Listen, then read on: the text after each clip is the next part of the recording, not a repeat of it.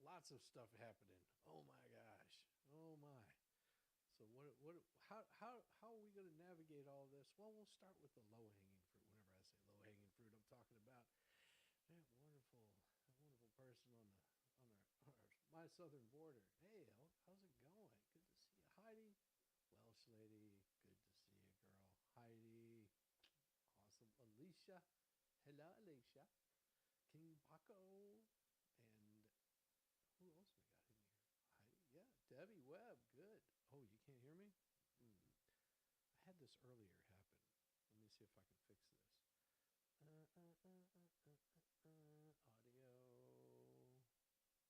Check one, two. Hmm. That shouldn't be happening. That's really bad. In a second.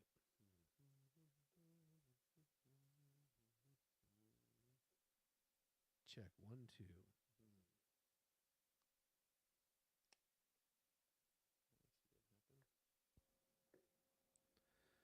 There we go. That should work a little bit better. Yeah, it did that earlier. I don't know why it's doing this. And we're going to go to check one, two. It's not good. Let's see if I can figure out what's going on. Settings. Check one, two. That makes sense. Check one, two. There we go. That should be a little bit better. And save settings. Weird. It has done that multiple times. I think that's going to be a little bit better now. Now my audio should be better. Oh my gosh.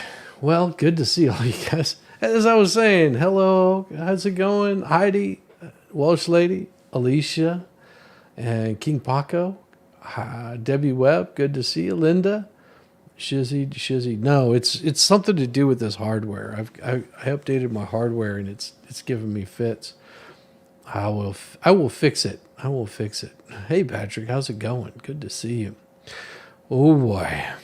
So this came in on the 18th. I just haven't had an opportunity to read this particular one. So here you go. This is more shenanigans from the notorious Sarah Boone. Hey Christine, how you doing? How you doing? Got the Honorable Judge Michael Kranick. Sarah Boone again. And she writes, Judge Kranick, where's my discovery? I am still waiting for you to provide me with the contents of what my former attorney Cashman supplied to you and the court at the surprise status hearing held in secret on 6/28/2024 at 1:30 p.m. Your designated clerk of unfair judgment ticks empty and inconsistently while waiting for you to deliver as usual. It's in your favor, in your nonchalant, relaxed, unconcerned attitude of me to receive. You are robbing me of precious, life-saving time to fully and properly defend myself on top of my already and still being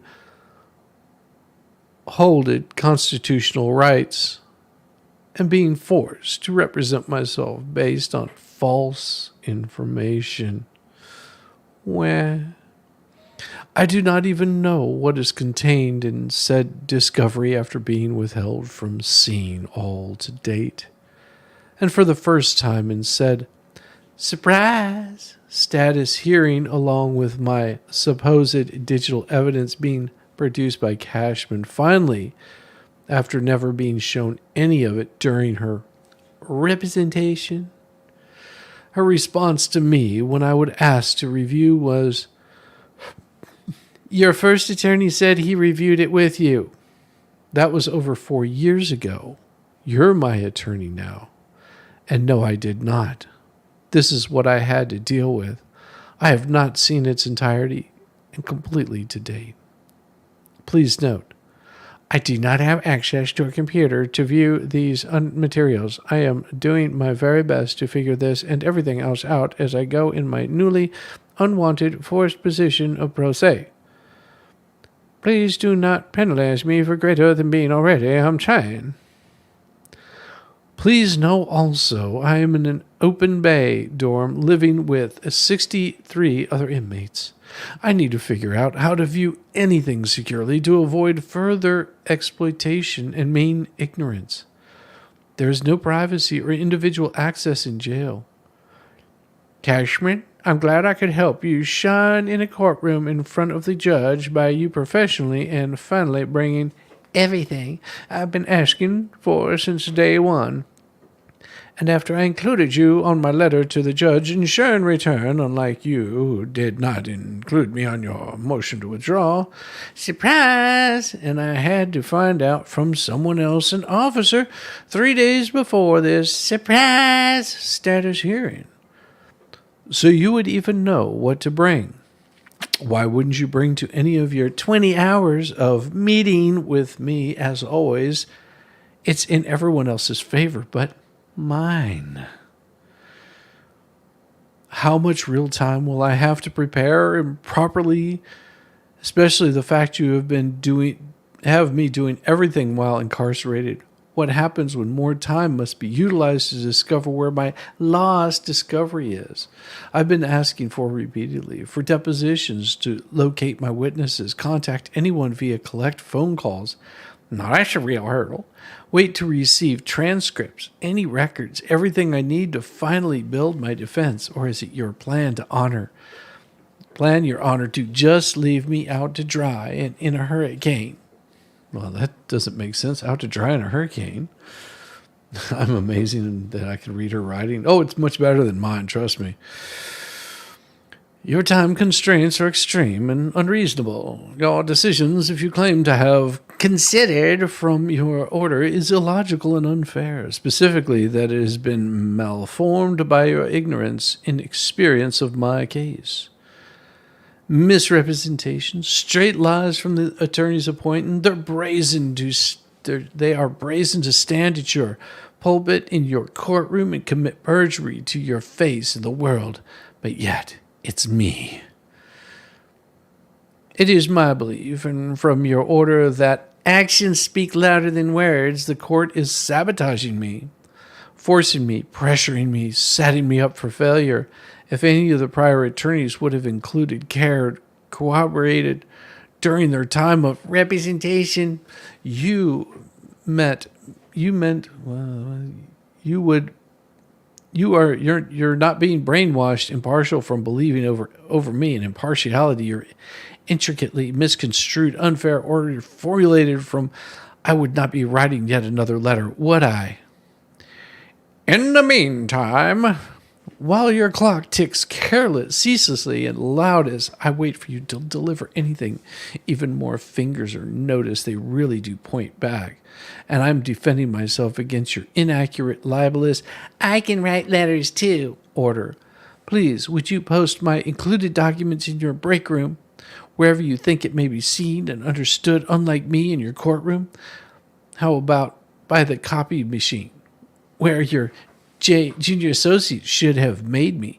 The news crews, the court TV professional YouTubers and photographers, the world, a copy of the notice of hearing where all for mentioned improprieties occurred, and some including the drop-off of my case. Materials, said or being ordered, and me being pulled by my uniform to exit your courtroom while still trying to speak and defend myself against all the mayhem and chaos, especially the surprise at even being there unprepared and without notice. Oh, wait, my posting. Everything supposedly is a public record, and there's no notice at all. Another, it's in your favor moment. It's a group effort. Saboteurs. Surprise! I shall return. Nothing is impossible. Believe. Hopefully, gratefully waiting. Thank you for your posting. Sherburne. Remember, please, Judge Kraniak, fair, neutral, impartial, you must be always. Little heart emoji. I can do all things through Christ who strengthens me. Philippines 4:13. And she has filed her own poster that says, Inmate seeks attorney. Looking for a prosperous challenge? Ready for your close-up on national television? Are you zealous with a side of king? Show the world who you are. Original creativity, extraordinary expertise, confident ingenuity. Being trustworthy, honest, passionate, driven, open-minded, exceptional problem-solving skills, client inclusion at all times, team-oriented, collaboration, extreme efficiency in listening, communicating, and understanding, dedication to success, possessing a winning mindset, capable of excellence in representation, committed to maintaining faith in the client and case with the abilities to think differently, overcome all circumstances. Epic opportunity awaits. Call Sarah Boone, Orange County Corrections Department. Invest in the oppressed. Believe. Oh, I love it. You made a song with her flyer as the lyrics. I love it. Oh my God. Ah, I love it. I have been better. My poor cat is hurt. Unit needs sensor, battery, and steering column. Oh, I thought you said your cat was hurt. I was like, why does your cat have a sensor, battery, and a steering column? From USA to Canada. Canadian parts are going to be different than American parts. On some things. What a viper of lies from her. She's a heroic. I'm working on the video. I'm working in a coal mine trying to make her my man. Oh, you wouldn't believe what I've got so far. Oh, I've been working. It takes a while to render this video up for you guys, but for the morning, morning break, it's pretty solid. You guys are gonna love it. Oh, it's gonna be good. Might give you guys a little taste. Let's see if I can pull it up. I think I probably can. I think I can give you a little taste of it. We'll see. Let's do this. Let's see. Where is it? I'll have to find it real quick, but I can give you guys a little flavor of what it looks like. And let's see. We're going to go in here and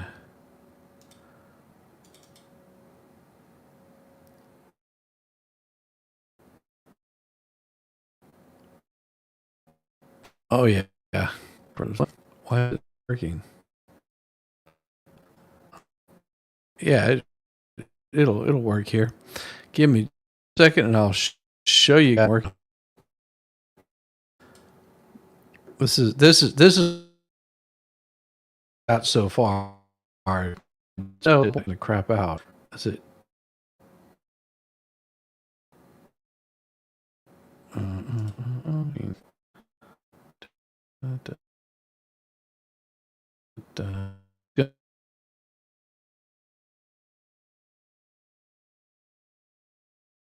Funky. Wild this thing.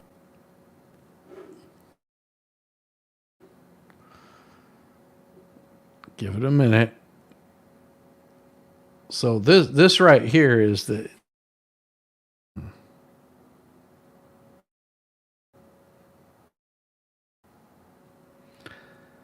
this takes a lot of computer resources to do. It'll smooth out. It's rendering some stuff right now. Yeah.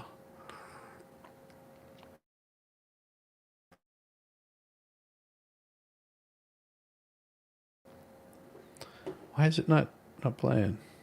Doggone it. Here.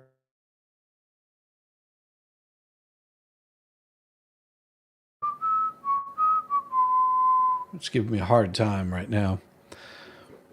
It is not being easy. Let's see what I've got. Oh, it's loading some before it starts working. Yeah, we're not gonna mess with that. Give me a second. My stream has gone completely bonkers. I want to make sure that it smooths out here shortly. It should smooth out here in just a minute. Connection is unstable. Damn it. Why is it acting so weird? Ah, I see. Close that. There we go. That might smooth things out a little bit. Oh man. Weird damn day. So now I've got to open up this other thing again so I can get it up here. And let's see. Let's look at history. 6 tabs. Restore the window, and we'll close that so it doesn't come back up. All right. So, oh man, let me pull this thing up. Being very, very careful with this. Very careful with this because I know that we're going to have some issues. Some issues because it always happens. Give me a second.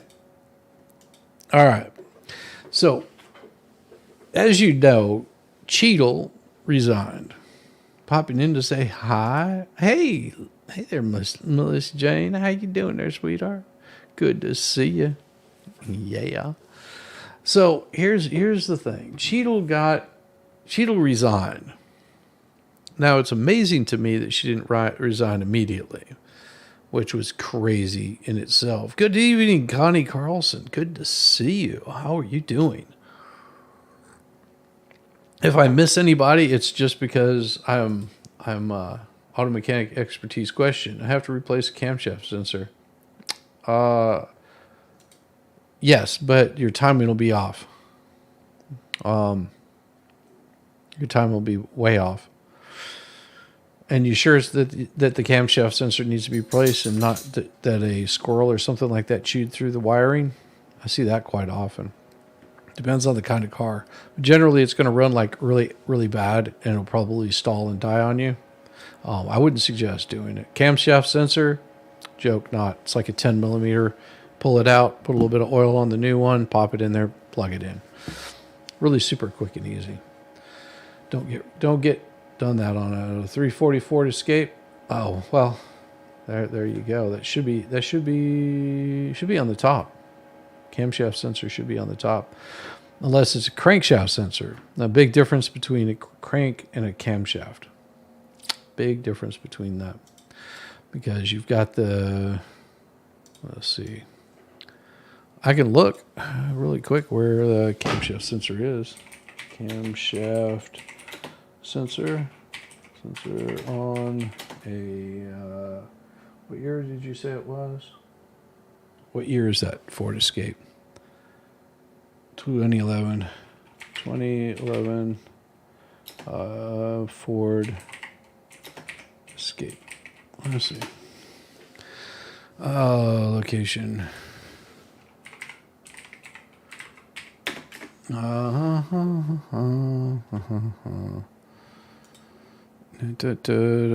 Located on the passenger side of the engine near the front. Okay. Oh, yeah. So let's pull this thing here. Okay. So that right there is going to be oil. And I'm looking to see what they've got. That's a crankshaft sensor. That's a crankshaft position sensor. And let's do this. Oh, Jesus, these people and their obnoxious stuff. Okay. Well, let's see where it's located at. Well, that's pretty easy. Okay. Here, I'll show you. And it'll be pretty close to the same. Present, share screen. I'll show you what I'm talking about. And present right here. So this right here. So you've got your air cleaner on the front part of the engine, and that's where your camshaft sensor is right there. So it's just basically, it looks like it might be a 7/16 or 1/4 inch or something like that. But you'd unplug this, you'd reach up underneath it, pull it, and once you pull it, you can unscrew that, and then this thing comes right out. And I won't play any of the sound on this because I think he has music. So you reach underneath there. It's going to be difficult. You pull that little thing off. You take the 10 millimeter on the front of it right there, or whatever size that is. I think it might be a 1/4 inch. Unscrew it. And then you'll pull this thing off of here. And you might have to get a screwdriver underneath it. But you see how there's a little bit of oil on there?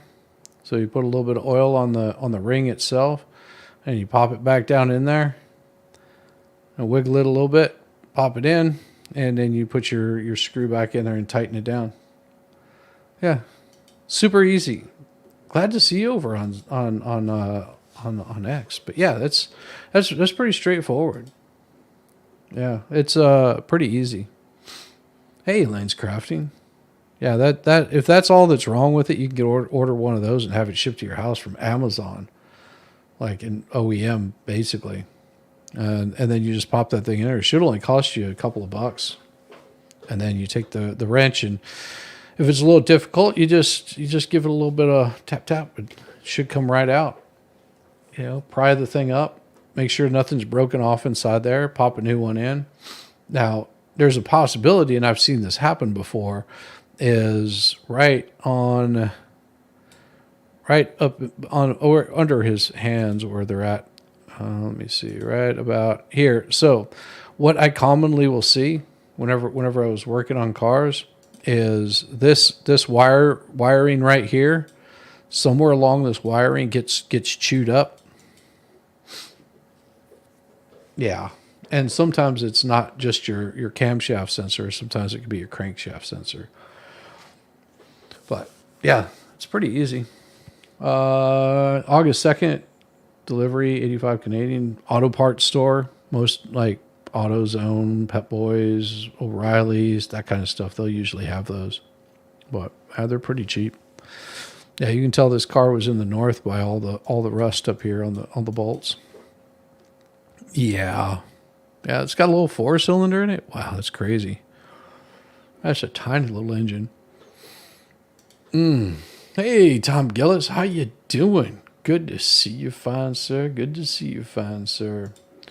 I hope you are having a good one. So yeah, we're gonna watch a little bit of we're gonna watch a little bit of this silliness from her testimony, the Cheatle's testimony. Again, thank you so kindly. No, not a problem. Pretty easy stuff. I mean, that's like a 5-10 minute fix. It depends on if there's anything exposed, like covering it, that you might have to remove. That might take you a little bit longer, but other than that, pretty straightforward. You know, the location of it is pretty easy. And let's see, we're going to share this tab instead. T's T, thank you so kindly. Oh my gosh, let's see who got those. I have not been paying attention like I should. I know that somebody was looking for a membership. This morning. I think somebody was looking for one this morning, and that's pretty damn awesome that you've gifted them the gift of a membership. And also, I did turn off the, oh my gosh, Melissa Jane, you got one. Tom Gillis got a membership. Hot damn Elaine and her crafting. Jill Sturgis, Fred Kohler. That's awesome. No, not a problem. I'm usually pretty easy. Former Secret Service Cheetos director. Yes, Cheetos. 2014 Cherokee went back to the dealership 2 weeks ago for the PTU. Ha ha ha. Yeah. I know that feeling. Yeah, Jeep. It sucks. It sucks so bad. I feel it for you. I feel it for you so much. I hate it. I only had it for 10 days. Yeah, batteries are very heavy on those. Yeah, they're not small. Well, and congratulations all of you, and most definitely there, or T's T. I appreciate you so much. I'm gonna have to. I might have to keep. I really need to be better at keeping track of you guys, doing all these gifting and stuff like that. I'm so bad at this. I'm never paying enough close attention because I'm just an idiot. T's T gave 5 memberships. Oh yeah, definitely. I have to add that stuff in there later on, or do something for you, because, damn it, I feel like I'm slacking on you guys. Aw, that's awesome. That is so cool. All right, well, yeah, this is Cheatle's Cheaters and Cheatles, and this is the one that resigned. It is. She does get lambasted, and I'm going to skip over a lot of this stuff. I mean, it's a 4-hour thing, but I don't want to watch 4 hours of this. I don't think you guys want to either. Let's see. This guy gets up here. He has a lot of lambasting to do, so we'll watch him lambast her for just a little bit. A little over a week ago, Americans watched in horror as a shooter attempted to assassinate President Donald J. Trump at a campaign rally in Butler, Pennsylvania. Yeah, he did. The gunman nearly succeeded. The bullet that struck President Trump's head was less than an inch from taking his life. Hey, man. President Trump survived, but one rally-goer, you got it, comparator, tragically did not. Yep. 2 others were seriously injured. Yeah, they were. It was a horrifying moment in American history. The horror was exceeded only by the bravery of the law enforcement agents who threw themselves in harm's way when shots were fired. The bravery of a crowd unwavering in its refusal to panic, and the bravery of a bloody President Trump refusing to run. While we give overwhelming thanks to the individual Secret Service agents who did their jobs under immense pressure, this tragedy was preventable. Yes, we know that. The Secret Service's protective mission is to protect U.S. and visiting world leaders and safeguard U.S. elections. To find common ground in a crisis. All right. Continue to play a critical role in preserving this. I'm not going to listen to his whole speech. And at the very least, what led to the catastrophic, deadly events on July 13th. She crazy? In Yeah. Butler, Pennsylvania. She is Again, crazy. I do not believe Director Cheatle deserves She to did maintain her resign, position though. as head of the Secret Service, but members of the American people will make their own decisions based on her answers today. I urge Director Cheatle to be transparent and forthcoming in her testimony today. Americans deserve no less. Markins. We have a duty to find out how this happened and to ensure it never Yeah, happens good again. luck. I now yield to Ranking Member Raskin for his opening statement. Thank you kindly, Chairman Comer. Elijah Cummings, whose beautiful visage looks down upon us, Yeah. tells us that the way to find common ground in a crisis is to look for the higher ground. He's Democrat Last from week, Maryland. Chairman Comer and I came together to reach for that higher ground. We made a joint statement condemning the mass shooting and assassination attempt against former President Trump. As I It's a should have. grave assault on our democracy. As we wrote, we are united in condemning all political violence. I join the good chairman in expressing condolences to the family of Well, that just goes Corey without saying. Territory, and in sending healing wishes to the wounded victims also of this atrocious. Well, and here's the thing. There are times that political violence will happen. It occurs. That's how we became a country in the first place. That was very political. There was a lot of violence, and we won our freedom from England. It shouldn't come to that. There should be ways to work this out, but sometimes, cooler heads don't prevail. There are only 3 Secret Service assigned to Trump, and the local police didn't have a direct line of communication with them. There were more than that. There were 4, I believe. 4 from the office, from the main office, the Philadelphia office. So that's a little bit different. Also, didn't go to the briefing meeting there. That wouldn't surprise me. Act of violence. But they don't. Some are calling it a at this point, they don't know this. Former President Trump escaped. They're still this trying to get to the bottom of AR-15 it. Attack, unlike so many thousands of our fellow citizens who are. We know this. Okay. Yeah, this is all about all he's going to be doing is preaching about, weapons are violent, not people. It's idiots. To be able to ask these important questions in this very bipartisan hearing today. This is a very bipartisan hearing. For your opening statement. Oh, this is going to be good. Thank you. Thank you. Good morning, Chairman Comer, Ranking Member Raskin, It's Coomer. and distinguished Woman. members of the committee. Come My on your name is face. Kimberly Cheatle, and I am the Director of the United States Secret Service. I appreciate the opportunity to appear before you today. No, you don't. The assassination attempt of former President Donald Trump on July 13th is the most significant operational failure of the Secret Service in decades, and I am keeping him and his family in my thoughts. I would like to offer my sincerest condolences to the family of Corey Comparator, a former fire chief and a hero who was killed in this senseless shooting. I would also like to acknowledge those who were injured in Butler, David Dutch, and James Copenhagen, and I wish them a speedy recovery. Yes. I would be remiss if I did not also extend my condolences on the passing of your colleague, Congresswoman Sheila Jackson Lee. Ms. Jackson. What does that have to do with this? This has nothing to do with it whatsoever. Suck up. Lee was always engaged in the oversight of the Secret Service, and her passing is a great loss to this body.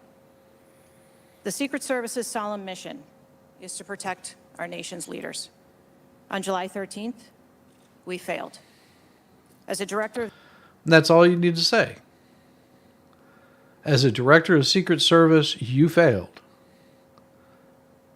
And you should have at this point said, therefore, I am handing in my resignation, is what you should have done. But oh no, you had to let everybody get their political punches in. the United States Secret Service, I take full responsibility for any security lapse of our agency. And there you go. Right then and there, at the time, she should have stopped what she was saying, and she should have resigned. Right then and there. Done and done. We are fully cooperating with ongoing investigations. We must learn what happened, and I will move heaven and earth to ensure that an incident like July 13th does not happen again. Let me state unequivocally, nothing I have said should be interpreted to place blame for this failure on our federal, state, or local law enforcement partners who supported the Secret Service in Butler. We could not do our job without them. We rely on the relationships built over years. And I'm going to run it faster because it is one of those, hey, Linda Lazier, that is one of those kinds of things where I don't want to listen to, her ramble on for hours and hours. I want to get to the working meat. Together to secure events and conduct investigations. Our agents, officers, and support personnel understand that every day we are expected to sacrifice our lives to execute a no-fail mission. As witnessed on July 13th, our special agents shielded former President Trump with their own bodies. Only after he'd been hit. Erasing history begins on Harris CBS VP. Harris was never put in charge of the southern border or named border czar. Yeah, she was. Oh, yeah. Yeah, she was. She was named border czar by Joe Biden. I'll pull up the information on that one. Secret Service to remain resilient and to focus on what is necessary to carry out our critical mission. Our agency needs to be adequately resourced in order to serve our current mission requirements and anticipate future requirements. The Secret Service currently protects 36 individuals on a daily basis, as well as world leaders who visit the United States, like Israeli Prime Minister Benjamin Netanyahu, who arrived in Washington, D.C. today. The coming years will bring an unprecedented heavy protection tempo. I have no doubt that the processes that I have implemented during my tenure as director, in addition to my nearly 30 years of experience in this agency, have positioned the Secret Service to be stronger. Our mission is not political. It is literally a matter of life and death, and the tragic events on July 13th remind us of that. I have full confidence in the men and women of the Secret Service. They are worthy of our support in executing our protective mission. I will now answer any questions that the committee may have. Thank you very much, Director Cheatle. We'll now begin our 5 minutes questions, and I will begin. Just for the record, the Secret Service has an annual budget of around $3.1 billion, and I believe around 8,000 employees. Is that correct? Yes, sir. Obviously, there were many security failures on the day of the attempted assassination and leading up to that day. Let's start with the building that the shooter used to shoot President Trump from. At any point Saturday, did the Secret Service have an agent on top of that roof?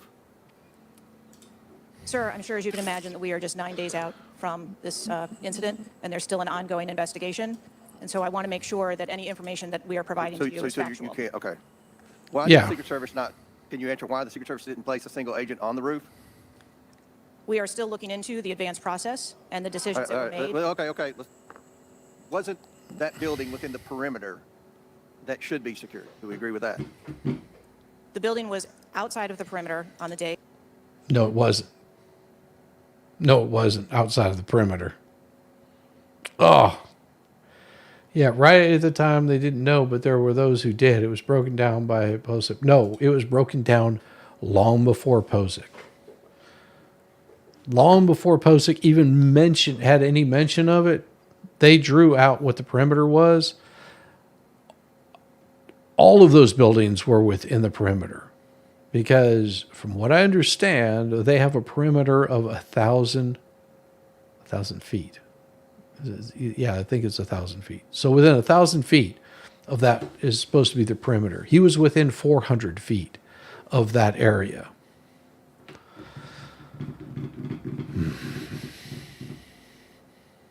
Yes.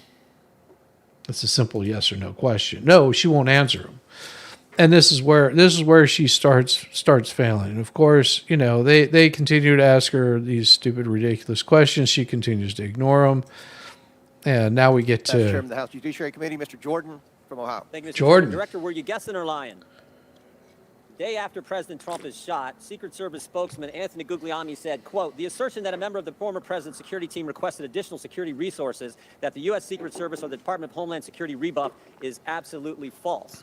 The next day, Secretary Mayorkas said that is an unequivocally false assertion. We had not received any requests for additional security measures that were rebuffed. But 5 days later, the Washington Post said this. Top officials repeatedly rejected requests from Donald Trump's security detail for more personnel. The next day, the New York Times said this. Mr. Guglielmi acknowledged that the Secret Service had turned down some requests for additional federal security assets for Mr. Trump's detail. So which is it? Because both statements can't be true. Were you guessing or lying when you said you didn't turn down requests from President Trump's detail? Neither, sir, and I appreciate the question. Well, what were you doing? Because those statements don't jive. So what I can tell you is that for the event in Butler, there were no requests that were denied. As far as Well, maybe they got tired of asking. Maybe you turned them down so darn much they said, not worth asking. How many times did you turn them down ahead of that? I think that it is important to distinguish between what some people may view as a denial of an asset or a request. Well, is Mr. Not Guglielmi your spokesperson? He said he acknowledged the Secret Service had turned down some requests. I'm asking how many? a denial of a request does not equal a vulnerability. Well, tell me what it is. There are a number of ways that threats and risks can be mitigated with a number of different assets, whether that Really? be through personnel, whether that be through technology or other resources. Well, tell the committee which it was. They asked for additional help in some form or another. You told them no. How many times did you tell them no, and what did you tell them no to? Again, I cannot speak to specific incidents, but I can tell you in general terms, the Secret Service is judicious with their resources based on... What does some request mean? How many times? Some indicate request is plural. So more than once they asked for additional help, and you turned them down. What they ask? Yeah, this isn't a hard question. You can say, we turned them down 3 times, but we sent them on the 3rd one, or some crap. This is not hard. For and how many times did you turn them down? Pretty basic questions. So again, without having all of the details in front of me, sir, what I can tell you is that there are times... You didn't get briefed on how many... She is now. You have to understand this. This is yesterday. All right, we're talking over a week. She's had this information available to her. If she hasn't had this information available to her, the request that they sent over for all of this information, that means that she is hiding something drastic. Because there should be no problem with her disseminating what they needed to go through, what they were requesting. Times you turned down the Trump detail when they asked for additional help? I'm sorry. You didn't get briefed on that before you came to this hearing, knowing you were going to get asked that question? What I can tell you is that in generic terms, No, no. Jesus. You have to remember this is a Biden appointee. He appointed her because he wanted to have diversity, equity, inclusion. They have spoken up and promoted diversity, equity, inclusion so much that people have gotten sick of it. There's a reason why most of these generals aren't going to last whenever Biden is gone. If Trump comes in there, I guarantee you there are going to be some reckoning with our armed forces. There's going to be some reckoning with the Secret Service, the Department of Justice, the FBI, the CIA. There's going to be some hell reckoning for these people, and they know it. They should start packing their bags now. when details make a request, there are times that there are alternate ways to cover off on that threat or that risk. That's not what he said. He said they were denied certain requests, some requests. This is your spokesperson, not me talking. This is the Secret Service talking. And what a change from absolutely false, unequivocally false to, oh, by the way, there were some times where we didn't give them what they wanted. That's a huge change in 5 days. And the fact that you can't answer how many times you did that, that's pretty darn frustrating, not just for me, but for the country. I hear your frustration. Let me ask you this. Were any of those requests denied to President Trump's detail after you knew about the Iranian threat? What I can tell you, again, I don't know the specifics, is that there are times when we can fill a request. It doesn't necessarily have to be with a Secret Service. The security footprint, that the threat assessment was insufficient, which permitted that a 20-year-old to actually enter with a weapon and shoot. This guy's important. But I want to ask you about two other aspects of the threat assessment. It is known in public that Iran is a threat risk for Donald Trump. They're a threat risk for John Bolton, former Secretary of State Pompeo, and Donald Trump, because they have indicated they want to assassinate them as a result of retaliation for the killing of Soleimani. That is both, for Iran, a generalized threat. They're targeting these individuals, but also most recently, a specific threat to Donald Trump himself. Now, I want to enter into the record by UC, a Department of Justice Public Affairs release, a CNN article, an article from Fox News, and an article from CBS, all of which acknowledge Without objection to order. that this threat exists for Donald Trump from Iran, and that there are specific threats, most recently, that have been acknowledged. Director Cheatle, have you read the intelligence of the generalized threat to Donald Trump by Iran as a result of their desire to retaliate for the killing of Soleimani? I have. Have you read or been briefed about the intelligence of the specific recent threat to Donald Trump from Iran?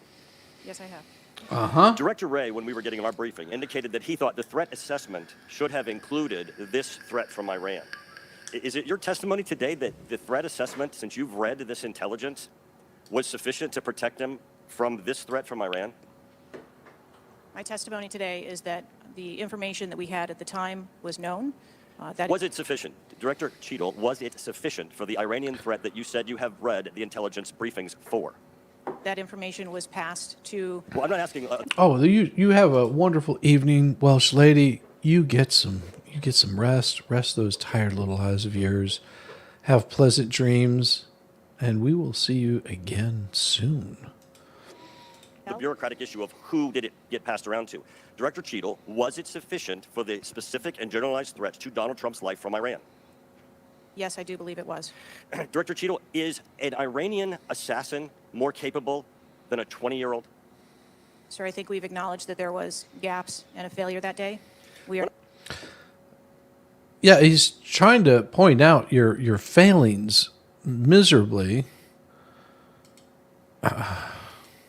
Yes, he did, but may I explain that at a number of our sites, especially when you're at outdoor venues, a rangefinder is not a prohibited item. It is some... But maybe you want to check on the guy and keep an eye on him. Yeah, she's very good friends with Jill and Jill. They moved the A-team for Trump to Jill. No, that would be incorrect. Okay? So, Betsy, the truth of that, it would be incorrect. Because his team, his regular team, his A-team, was doing an advanced site survey of the RNC. So his normal detail, his main detail, was moved all the way into Milwaukee. So that was where his team was at. It wasn't in at this farm event. It was his lead team was already there. They requested to have more people to help out. The field office sent them 4 people. Jill was doing something at a casino. They sent her 12 in an enclosed space. This goes off a little bit later on, where they bring this up, and Trump did have a lot of people there, but a lot of them were police officers, state troopers, things of that sort that were not trained Secret Service. The people that they had in there, it most likely was their first time ever being in a threatening situation, as we saw the Secret Service chick thing, whatever it was. I couldn't put her firearm away and was wandering around in panic. That's pretty common. That's pretty common whenever somebody gets under fire. Department of Homeland Security. That's correct. Yes, Department DHS. That's not uncommon for someone that goes through something very stressful, for them to panic like that, and not know what to do with their hands, not be able to even put away their firearm, to be stressed out and freaking out and looking every which way, not completely in shock. It takes a different mentality. It takes a certain capability that, more than likely, if I was her in that situation, I would either get that shit under control really damn quick, or I would resign. I would request to be sitting in a field office somewhere or something. Just, let me do advanced stuff. Don't ever put me on detail like that again. Apparently she didn't know how to handle it. And I feel bad for her because, this is supposed to be the best of the best of, the person that's going to take a bullet for the president. And you just don't have room for those kinds of situations like that. And that's the sad part about all of this. Sometimes an item that is brought in by individuals that are going to be in Did the back. anybody confront him on that? Anybody asking questions? What are you doing with the rangefinder? Anybody confront him on his presence where he was in proximity to the president? So again, to my knowledge, I believe that was the process that was taking place, was to locate the individual. Did they confront him? Did they go up to him? Did they talk to him? They should have been I up don't on have top those of him details. Those are immediately. important details. There was also a failure to communicate between law enforcement to act quickly upon information provided by either local law enforcement or rally attendees that the suspect was positioned on the roof. There were minutes of delay before any meaningful action was taken, even though he was several hundred feet from the podium. And this was obviously minutes before the shooting. Let me ask you, there was considerable delay in removing the president from the podium after the shooting began. He got shot in the ear. It was still over a minute before he was removed from the stage. Meanwhile, this shooter had multiple clips, several clips. He got off 8 shots, and he had the capacity. That's a man that does not know anything about firearms right there. That is a man that knows nothing about firearms. Okay, that is not a clip. If you're saying it's an AR-15, it doesn't have a clip. Okay? It is a magazine. I'd show you what a magazine looks like. The only problem is that would get me in trouble on YouTube, more than likely. Clip is completely different. It is a magazine, but this is a man that doesn't know firearms. So therefore, that's why he's saying a clip. And the ability, if he was not neutralized, to basically mow down that whole Secret Service detachment. He couldn't have done that. I mean, just this guy's a fool. Okay, old people, Democrat Virginia. Really want to talk about, like AR-15s and access to them by a 20-year-old. Yeah, don't care. AR-15s and access to them by a 20-year-old. If he did use the ladder, do you know when the ladder was placed there? Was the ladder there 2 days before, just the night before? Do you have any information at all as to when the ladder got there? I would like to be able to answer those questions. The FBI is still conducting an investigation. This long afterwards, they're still conducting an investigation. He's on the roof. He's right. We have people Right here, right on the roof. He's standing up now. He went right on the roof with that. Up here. Ma'am, that doesn't look like suspicious behavior. That looks like threatening behavior to me. And the rally wasn't paused at that point either, correct? I can tell you, as I stated earlier, sir, that the moment that the shift surrounding the president were aware of an actual threat. That's a threat, right there. Yeah, that's a threat. If they couldn't assess that that was a threat, then what in the hell were they doing? Sorry, those people in the crowd should have been all over him in a heartbeat. Connie, did you miss me this morning? Oh, well, thank you. I missed you too. Yeah, be thankful he wasn't proficient with the weapon. Well, you don't have to be proficient to, take someone's life. There was some divine intervention there. It just seems a little odd to me that he was able to locate this with a firearm, plus have a car with explosives, and nobody stopped him. That just something doesn't smell good in Stinkville. And we'll go through a couple of these others. They take a little break. A couple of people that really, I don't want to hear them. Let's see what this guy, I think this Pete Sessions, he had a lot to say about this. Ranking of places to work within the federal government showed, and this is through the Office of Personnel Management, that the Secret Service came in 413th out of 459 sub-agencies and agencies. Can you explain that? Certainly. What I can tell you is the Secret Service is a different... They are perplexed, like many people who watch what's going on. I wonder what he has to say. And there's some things I just don't understand. Why was the building, the ARG building, placed outside of the perimeter? It never should have been. He walked through the woods with the ladder. They'd been watching him for more than that day. Like I said, something doesn't smell good in Stinkville. When clearly it was close enough for someone to launch an attack. So again, sir, we are looking into... You're looking into it, and this is a constant trope that she's going to have throughout this. Oh, we're looking into it. We're trying to figure it out. Sweetheart, it boils down to who was in charge that day. That person that was in charge that day should have made sure that that area was secure. Like, it's 1,000 feet in any direction from where the center of that stage is. And I mean, it was the day of that happening, the night of that happening. People were pulling up their perimeter. They took a little dot and they drew a circle around it, and it looked like a Pac-Man. That little area they avoided. It wasn't even in their radar.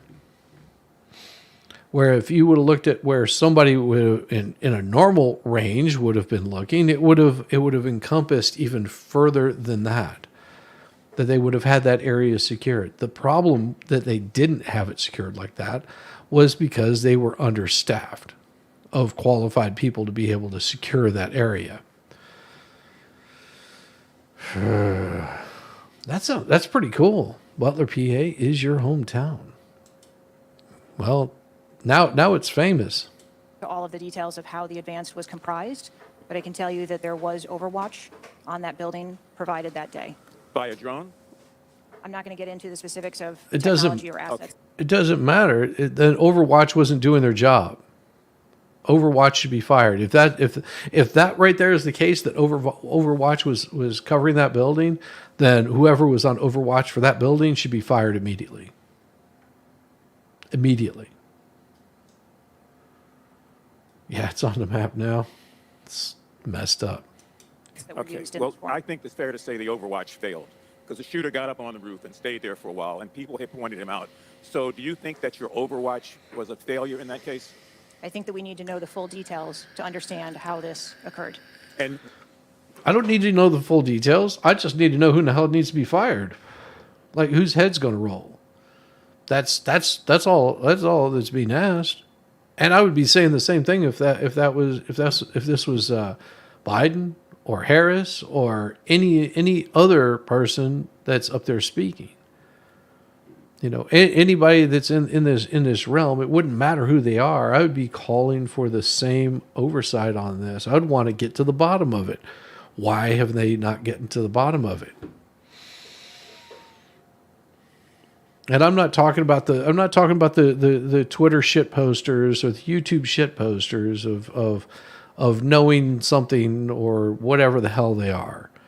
I'm not talking about those people. I'm talking about their investigators should have had all of this stuff sussed out before she even stepped into this room. She should have been able to come in there with answers of where the failures were so they knew who to fire. Immediately. why was the rooftop left naked to begin with? Can you tell us that, considering it was within the line of sight and so very close? Again, I can't speak to the specifics of this. It doesn't matter. You don't have to speak to specifics. Just speak in generalities. And 13 out of 459? I just need an explanation. What do you think as the director there? I think that this, And that's the last question, but please answer Mr. Infobay's question. I think that this is a challenging job. I think that it's a challenging environment to be in law enforcement, and we do have a no-fail mission. And our focus It's challenging to be in law enforcement, but you failed. Yes, it did. are tasked with that every day, 365 days of the year. But I can tell you I've also taken a number of measures since I have been the director to recruit and retain and stem the tide of attrition in our agency, which will hope. Lie. That is a lie right there. That is a straight up lie. That right there is a straight up lie. She got in front of everybody and started bragging about her DEI, that she was going to have we're going to have more women in here. We're going to increase the number of colored skins that we have in here, and we're going to become inclusive. And if you're transgender, we're going to let you in here. We're going to do everything we can to, follow our president's lead on, diversity, equity, inclusion. And this is what happened. This right here is a failure for you to be able to hire people to do the job properly. And now you have Americans that are saying, we don't have a whole lot of faith in you.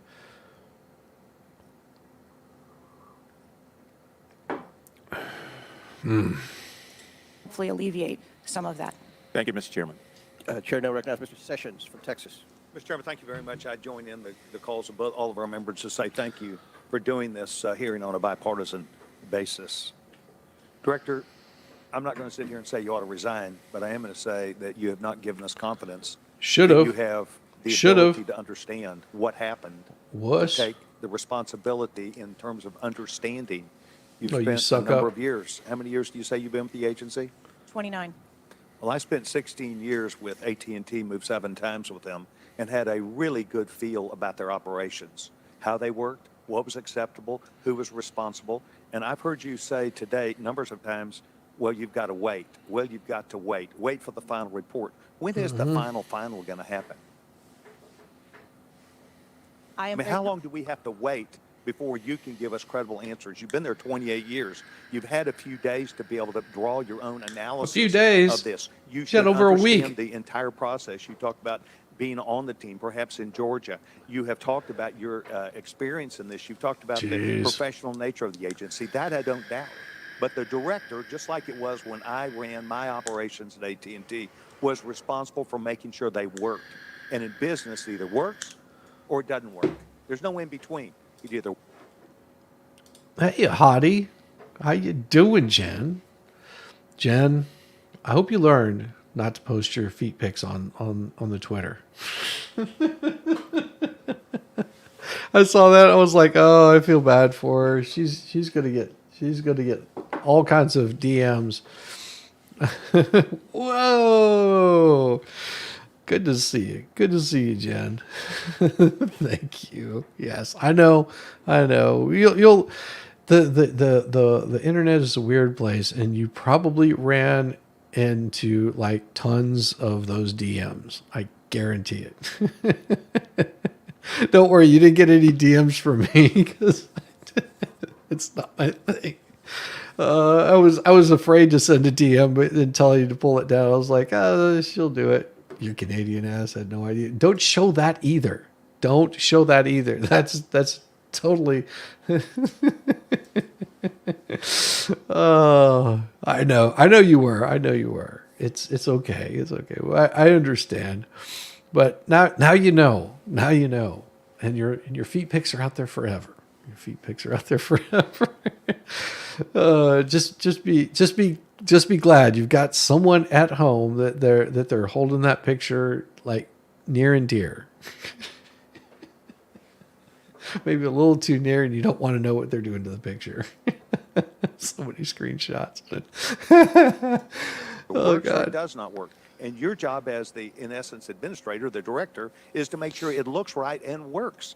And I've not heard you say one thing about my analysis is I have asked these questions. It's always, I've got to sit back and wait for someone else to decide that. So I'm going to ask you a question that maybe you can answer.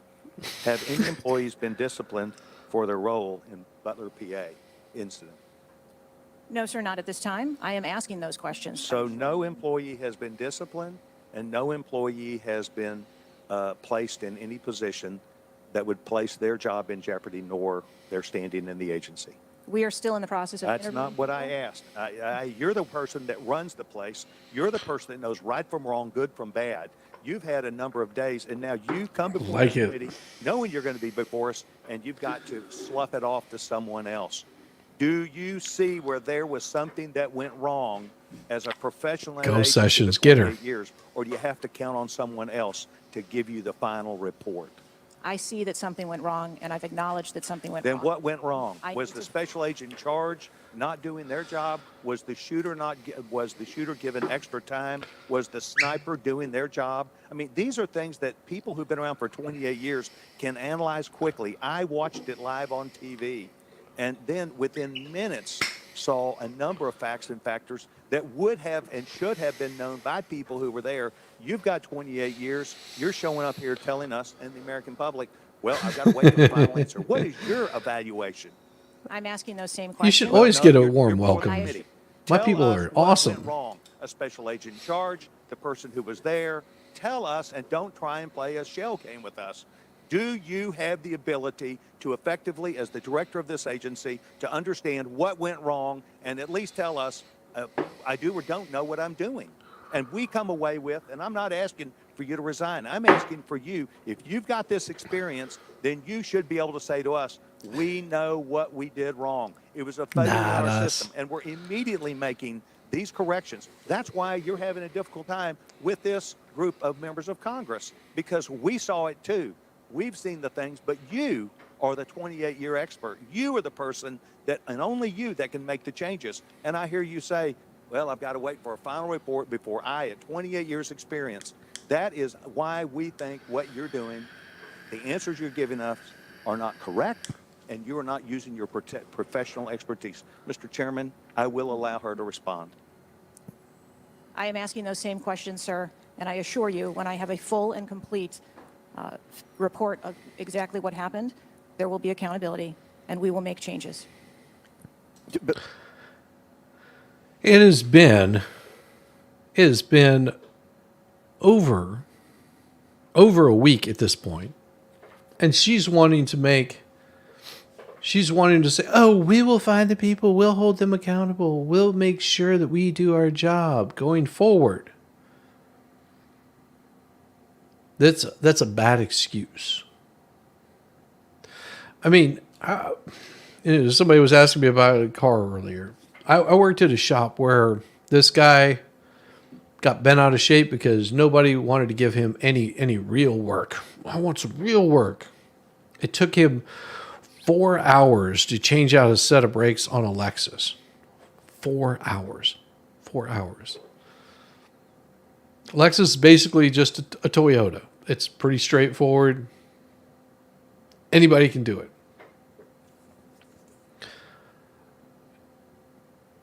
Four hours, and he put the wheels back on it, sent them on their way. We got a call the next day because he didn't tighten down the caliper bolts. If you don't know what happens whenever you're doing 65 miles an hour and you don't tighten down the bolts on a caliper, those calipers went into the rotors and locked up all four brakes while they were doing 70 miles an hour down the road.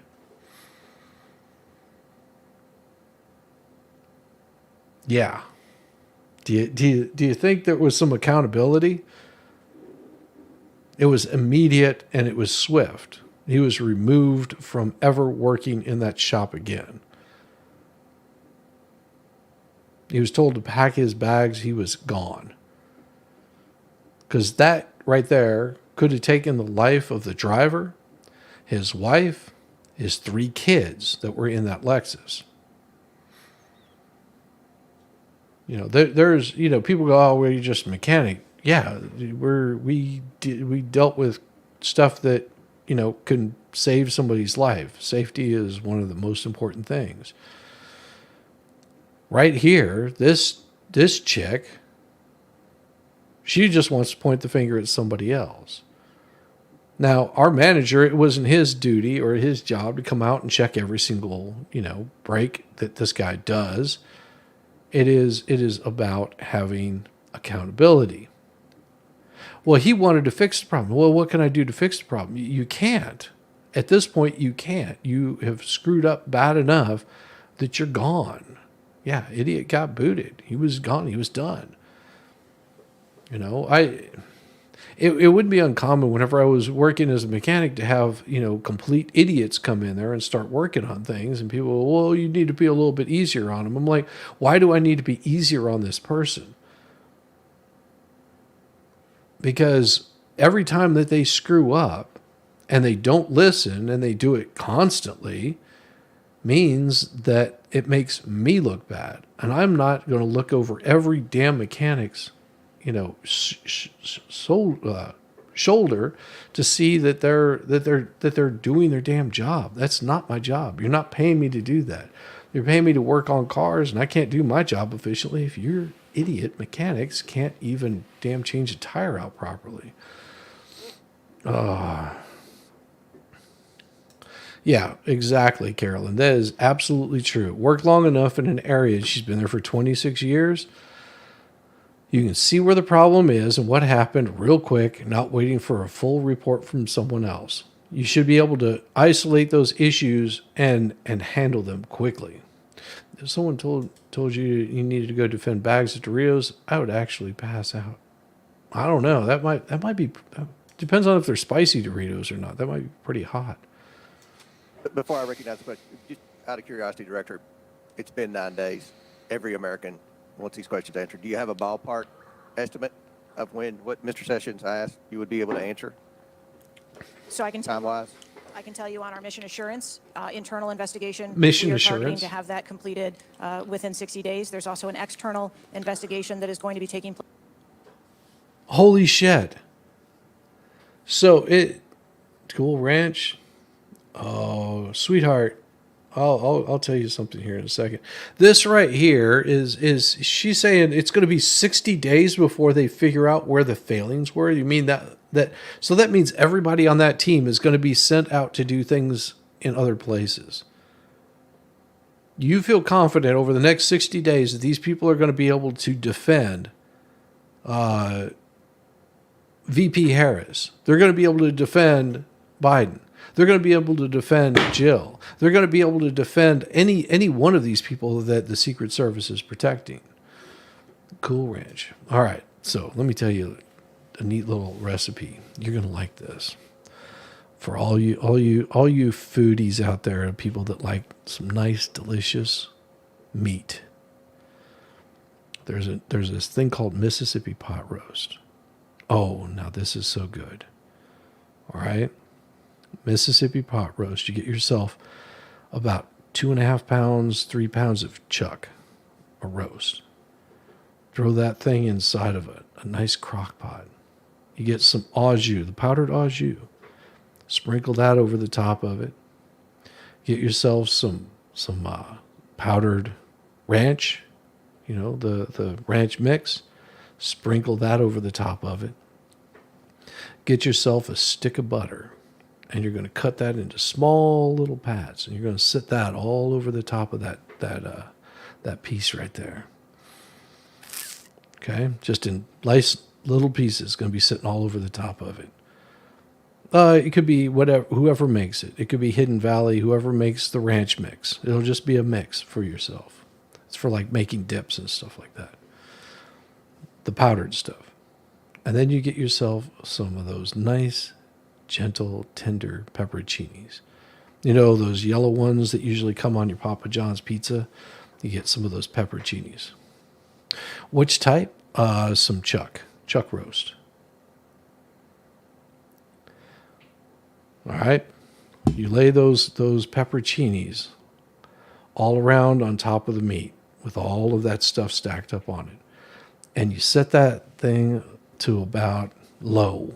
Let it cook for about 8 hours, just like that. Don't add any water. Don't add any juice. Don't add anything to it. Yes, happy little slices of butter, little pats of butter.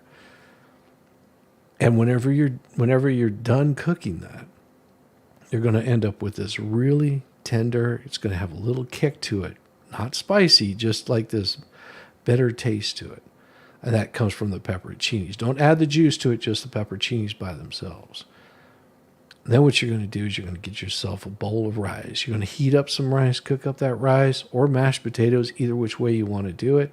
Pull that meat out of there, and everything that you have sitting down there in the bottom, pull the meat out, pull the pepperoncinis out. Everything that you have down in the bottom is going to be a little bit of oil. You're going to get some flour, and you're going to mix in with that oil. You're going to mix that up really good, and you're going to add some water to it. And you're going to keep building it up until you got a nice thick gravy. And so now you can take that meat, lay it on top of your rice, add some of that gravy to it, or your mashed potatoes, and you end up with what's called a Mississippi pot roast. It's really damn tasty. You don't need as much as you think. Yeah, I mean, just a couple of small chunks, you end up with superb. Yes, I like to cook. Place. There are a number of Office of Inspector General investigations as well, and we are working in concert. And then, of course, there is the Department of Justice FBI criminal investigation. Chair recognizes Ms. Ocasio-Cortez from New York. Thank you, Mr. Chairman.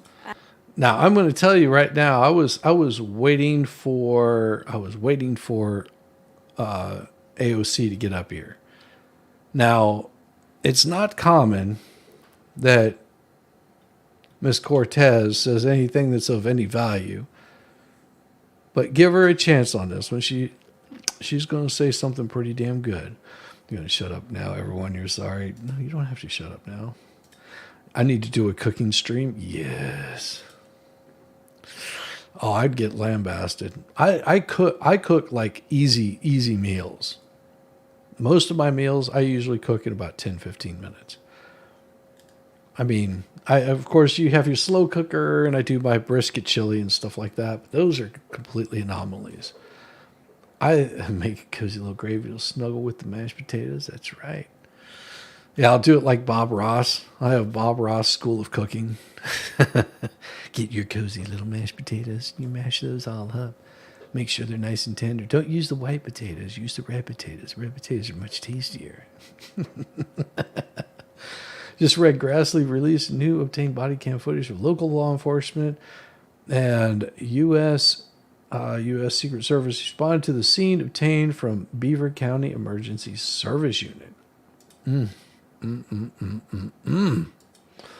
It's crazy. Director Cheatle, respectfully, This what is you had just good, laid though. out about 60 days. We are currently in the midst of of an especially concentrated presidential campaign in the moment. That is also paired with, of course, elections happening across the country. They're happening in about 100 days. So the notion of a report coming out in 60 days when the threat environment is so high in the United States, irrespective of party, is not acceptable. And I think it's very important to understand that. This is not theater. This is not about jockeying. This is about the safety of some of the most highly targeted and valued targets internationally and domestically in the United States of America. Yep. So the idea that a report will be finalized in 60 days, let alone prior to any actionable decisions that would be made, is simply not acceptable. It has been 10 days since an assassination attempt on a former president of the United States, regardless of party. There need to be answers. Again, this party, this committee, this is not a moment of theater. We have to make policy decisions, and we have to make them now. We do. And that may be and that may require legislation. That may require policy that we must pass in the immediate term. And without that, we are flying blind. So the lack of answers and the lack of report is just simply not something that we can accept here. Director Cheatle, is there a standard perimeter that the Secret Service establishes around an event, or are those perimeters independently determined per event and scenario? There is no standard. Every event and every venue is different and treated as such. So If it's an outdoor venue, it would be 1,000 feet. Okay?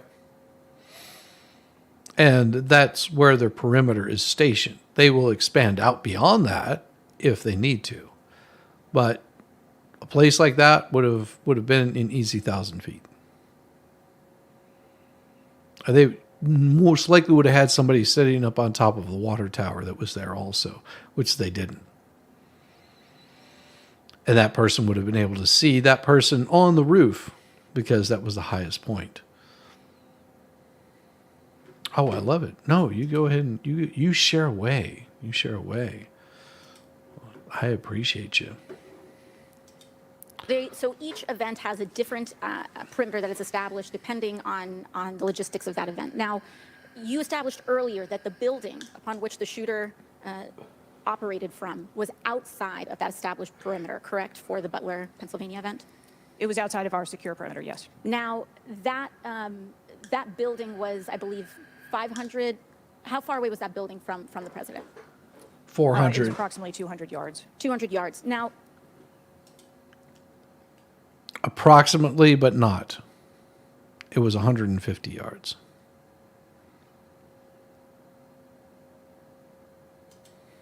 the individual used an AR-15 Doesn't in matter. order to act out his assassination attempt. An AR-15 has a range of about 400 to 600 yards. Sweetheart, if you're firing a crappy weapon, maybe. I watch guys firing those same rounds and hitting things at what 1,500 feet with pretty good damn accuracy. So if you're telling me, okay, Ocasio-Cortez, that you don't know anything about firearms, because someone that's good can get outside that perimeter of it. Because whenever I was in the military, we had targets at what is it, 50, 25, 50, 75, 100, and 500. I believe is what it was. It's been a while. It's been 30 years, over 30 years. Jesus Christ, I'm getting fucking old. It's coming up on, Jesus, 30 years. It's coming up on 30 years. Jeez Louise. Question is, why does the Secret Service perimeter, why is the Secret Service protective perimeter shorter than one of the most popular semi-automatic weapons in the United States? There are a number of weapons out there with a number of ranges. Which she's right. You could use any weapon to get within that range. Okay, I have to say one more thing. Thank you for covering this. We got a lot of American news blocked here. It's hard to trust any sources to get the information. Well, and the thing is YouTube can be very finicky whenever it comes to this kind of thing, and there you'd be surprised. There's some wonderful people in your country that do cover this kind of information. Your general population, like your normies, I guess is what everyone is calling them now, or something like that. We used to call them civilians. Your civilians, people that don't serve in the military. They've never served in the military. They have no desire to serve in the military. They're happy going to college, graduating, becoming, doctors, lawyers, or janitors, or whatever it is they might want to become. No biggie there. Firearms are the least of their concerns. They don't think about them. They don't use them. Oh, that's awesome. He was a tanker. That's very cool. So it is not normal for, anybody to really think about range of a weapon. What kind of weapon is used is irrelevant. I mean, within that area that he was popping his little pew pew. I have a pellet gun that is accurate up to that range. I mean, it's going to get a lot of drop in it, but it's pretty damn accurate up to that range. It doesn't even travel as fast. Just saying. And so your brother, you said your brother did 2 tours in Afghanistan, was a tanker, was a mechanic. See, doesn't know what she's talking about. Yeah, her range is way off. No, she's pretty spot on. She is asking some good questions on this, like why haven't they secured this perimeter? I mean, that is her question. It's whoever gave her that question was very astute on her asking this question. I was a mechanic in the military. So I went in the National Guard I enlisted when I was 15. I got a parental signature. That's also why I was in the National Guard. So I served in the National Guard for 4 years whenever I got out at 19. Because, like I said, I enlisted at 16, snapped my leg in two, like 2 days before basic, and then spent almost a year getting recovered, and then I went into basic training. AR-15 is just an Armalite. An Armalite is an AR-15. It's gas propelled. Basically, it's a patent design. I mean, multiple companies make AR-15s. I had an M16, which is an AR rifle. It's Armalite. It's built by Armalite. I had the M3, M16. Basically version 3 of the M16. It actually had the forward advance on it, and then whenever I transferred into another unit, we had the M4s, which were just a shorter barreled version of the same thing, and a better stock on it, a little bit easier to handle. So basically the same weapon. But I was a mechanic. I worked on 5 tons and below. I was a 63 Bravo. Anybody that knows what an MOS is, that's what my MOS was a 63 Bravo. 63 Bravo doesn't exist anymore. They eliminated it, and now it's just pretty much all one group. But one of my jobs was, most of the time that I was there, I worked on a 5-ton tanker. That was the vehicle that I was assigned to. And then whenever we went out to the range, the first time we went out to a range, they put me on the 50 caliber on a track. Basically, it's a track vehicle that tows, like a giant tank tow truck. And I worked the M60 on that, and then I moved into actually operating that one. But yeah, that was what I did. The reason I left the military was pretty simple. They wouldn't put me active because of my age. which meant that I couldn't get full benefits, which affects like GI Bill, all that kind of crap. And I was making like 90,000 a year as a working in the oil fields. So I needed to make money, and I put in for a general discharge. I got general discharge at 19, which meant that I still had another 4 years left on my service. And so whenever the first Gulf War broke out, my unit, which was a chaparral unit out of New Mexico, they were on call. So I had a chance that I would have been sent over to go against Saddam Hussein and all that kind of crap, but my unit never got called, so I never went. And by the time that the second Gulf War came around, I was already done. I didn't have to worry about it anymore, which was sort of a relief, because I was touring with a band by that time. So crazy stuff, crazy days. Someday I'll reminisce about that, but not tonight.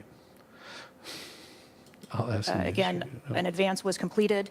The determination of the perimeter, I'm not going to speak to specifics, but there are a You don't number have of to. factors that are taken into account when we determine our perimeter. But those factors weren't taken into account, Sweet Cheeks. And Ocasio is going to bring it in. She's going to bring it home here. Some of it has to do with terrain, some of it has to do with buildings, some of it has to do with assets and resources that are available. And so what I'm hearing is that a perimeter was not established outdoors in an outdoor venue that would prevent an AR-15, which is one of the most common weapons used in mass shootings, from being able to be within the range of Secret Service protection. A perimeter was established, and even though there were buildings that were outside of that perimeter, it wasn't just that building, there were a number of buildings in the area, and there was overwatch that was created to help mitigate some of those buildings. To help, but they didn't. Because had they done that, they would have actually mitigated the threat in the first place. But they weren't doing their job. Who gets fired? Respectfully, Dr. Cheatle, as well, as a person who has experienced an enormous amount of threat incidents. What's Chad having? I'll tell you what I had. So what I did tonight was leftover spaghetti sauce. My wife over the weekend, she's been gathering tomatoes out of our garden. So over the weekend she made some pasta sauce. All I did was cook up my ground beef, sausage, added in the spices, cooked that all up. What was that, Sunday night? And then we've been just having that the rest of the time. Good stuff. That building was close. I want to know why it wasn't included to be covered. Because they sucked at their job. Yeah. Including incidents that have never been reported publicly. There's a common pattern that happens here, whether it's Secret Service, FBI, Capitol Police, local departments. After a critical security failure, we often hear there will be an independent investigation. That independent investigation gets set up. Usually the expectation is between 2 to 3 months after the incident, and then nothing really occurs from there. The report is not satisfactory to the questions that are usually being raised here. There you are. And most importantly, corrective action is rarely taken. If I were to state anything that I think is profoundly important, is that we need to have answers to the public. Ideally, I would encourage you and the agency to be more forthright with the members that still have yet to have their questioning, because the public deserves to have full confidence, and the stakes are too high. The violence that could break out in this political moment, regardless of party, in the event of someone getting hurt, constitutes a national security threat to the entire country. Thank you, and I yield back. Could I go back to something you Yes, please, feel free, Director. Ma'am, if I could just speak to something you said at the outset when you started your questioning. I want to assure you and everyone on this committee that I'm not waiting for a report to take action.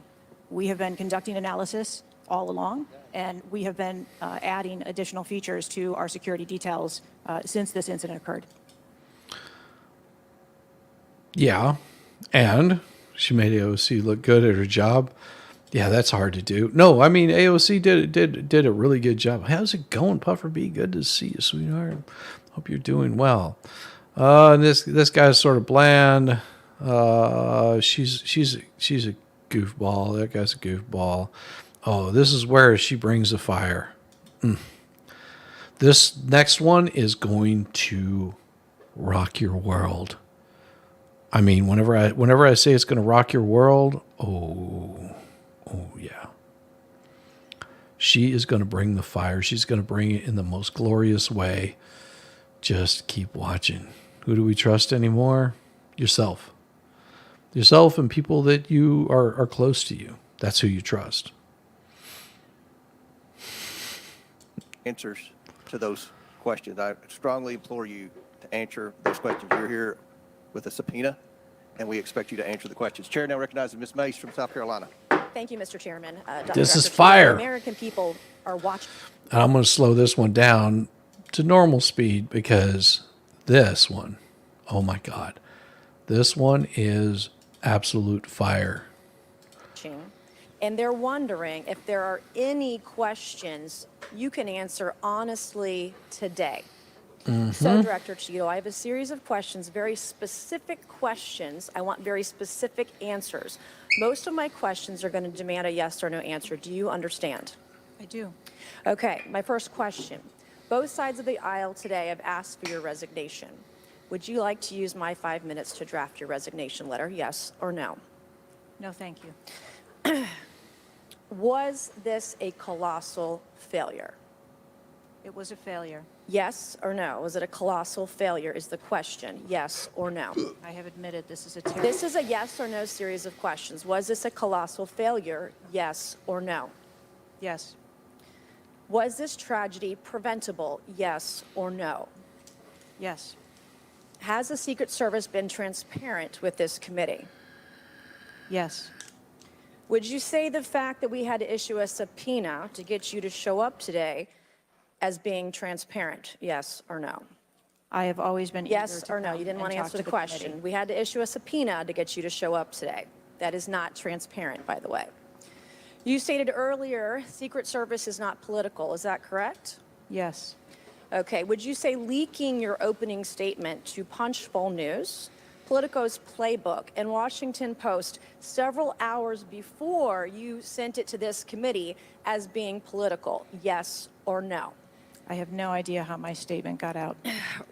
Well, that's bullshit. So, Mr. Chairman, I would like to ask unanimous consent to enter into the record articles by Punchbowl News, Political Playbook, Washington Post, all done at 5:24 a.m., 6:12 a.m., 6:34 a.m., a solid 3 to 4 hours before this committee got your statement. Without objection, so ordered.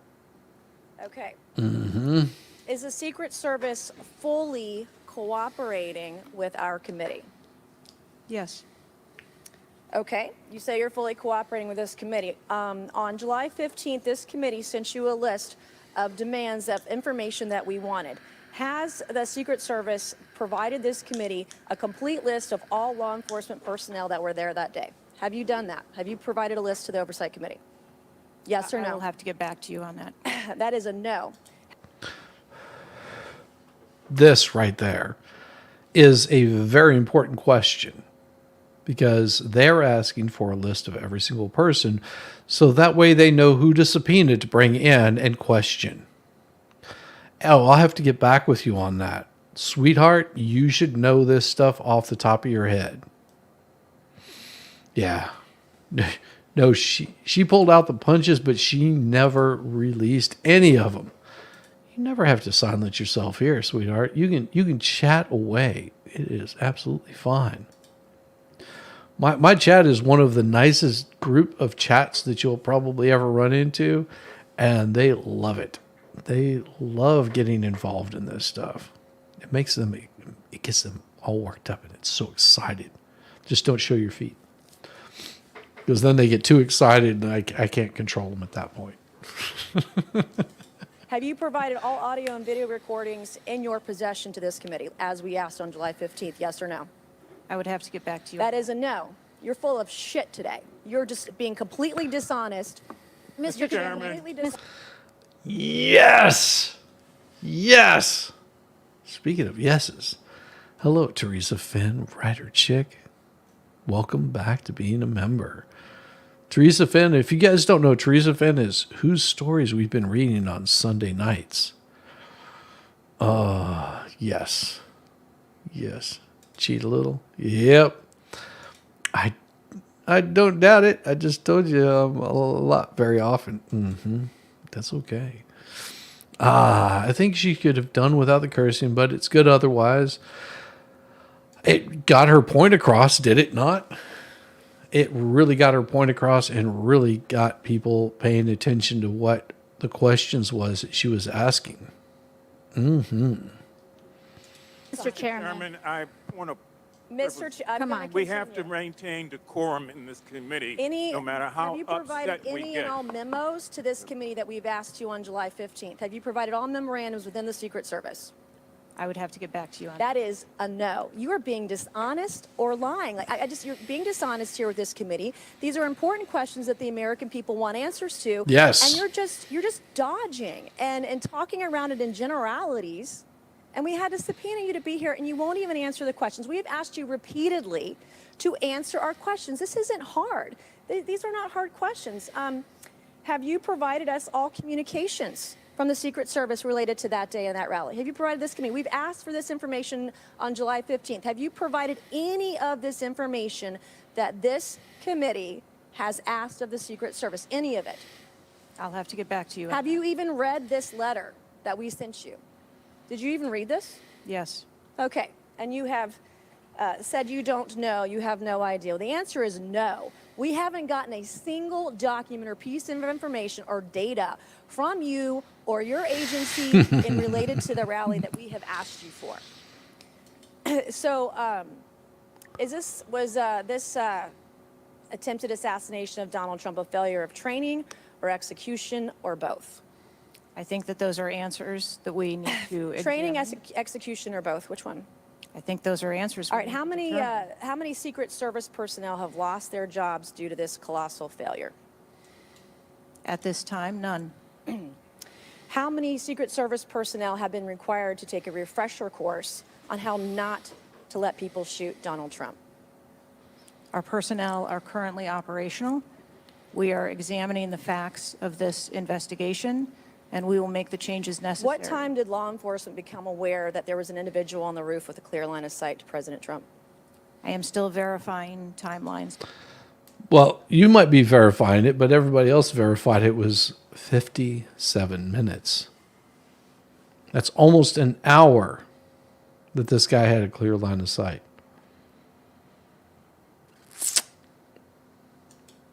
Of course, 9 days in, you have no answers. How many minutes went by between the time law enforcement saw and took photos of crooks and the shooting? How many minutes?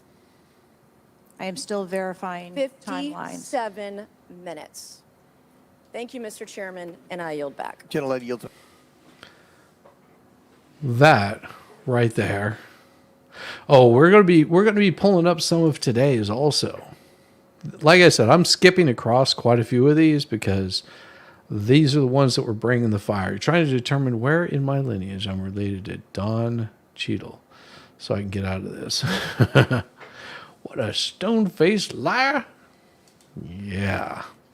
Like before I recognize Mr. Stansberry, I believe I want to recognize Mr. Mfume for a unanimous consent. Yeah, thank you, Mr. Chairman. I beg your. Now, here's what we know, and I know, Director, you were.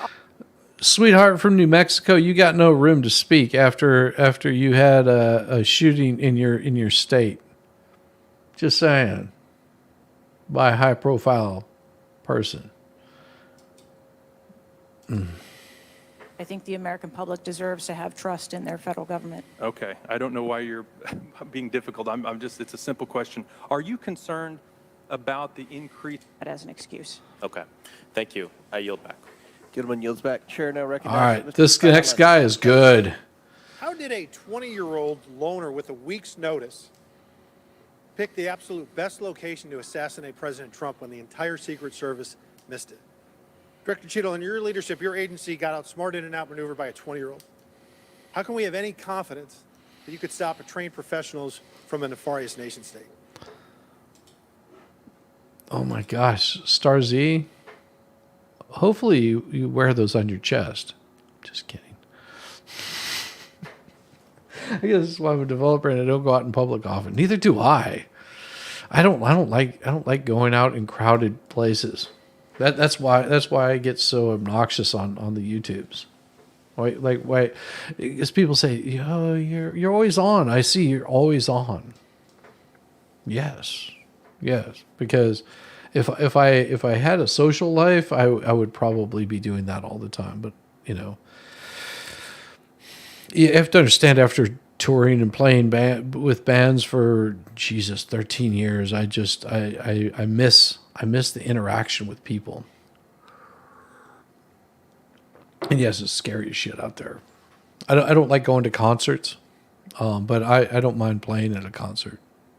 As you can tell by all the instruments, that yes, I was a musician after I got out of the military. Woohoo! Those are absolutely questions that we need to have. I know the answers questions, to. but the fact of the matter is we can't have that confidence.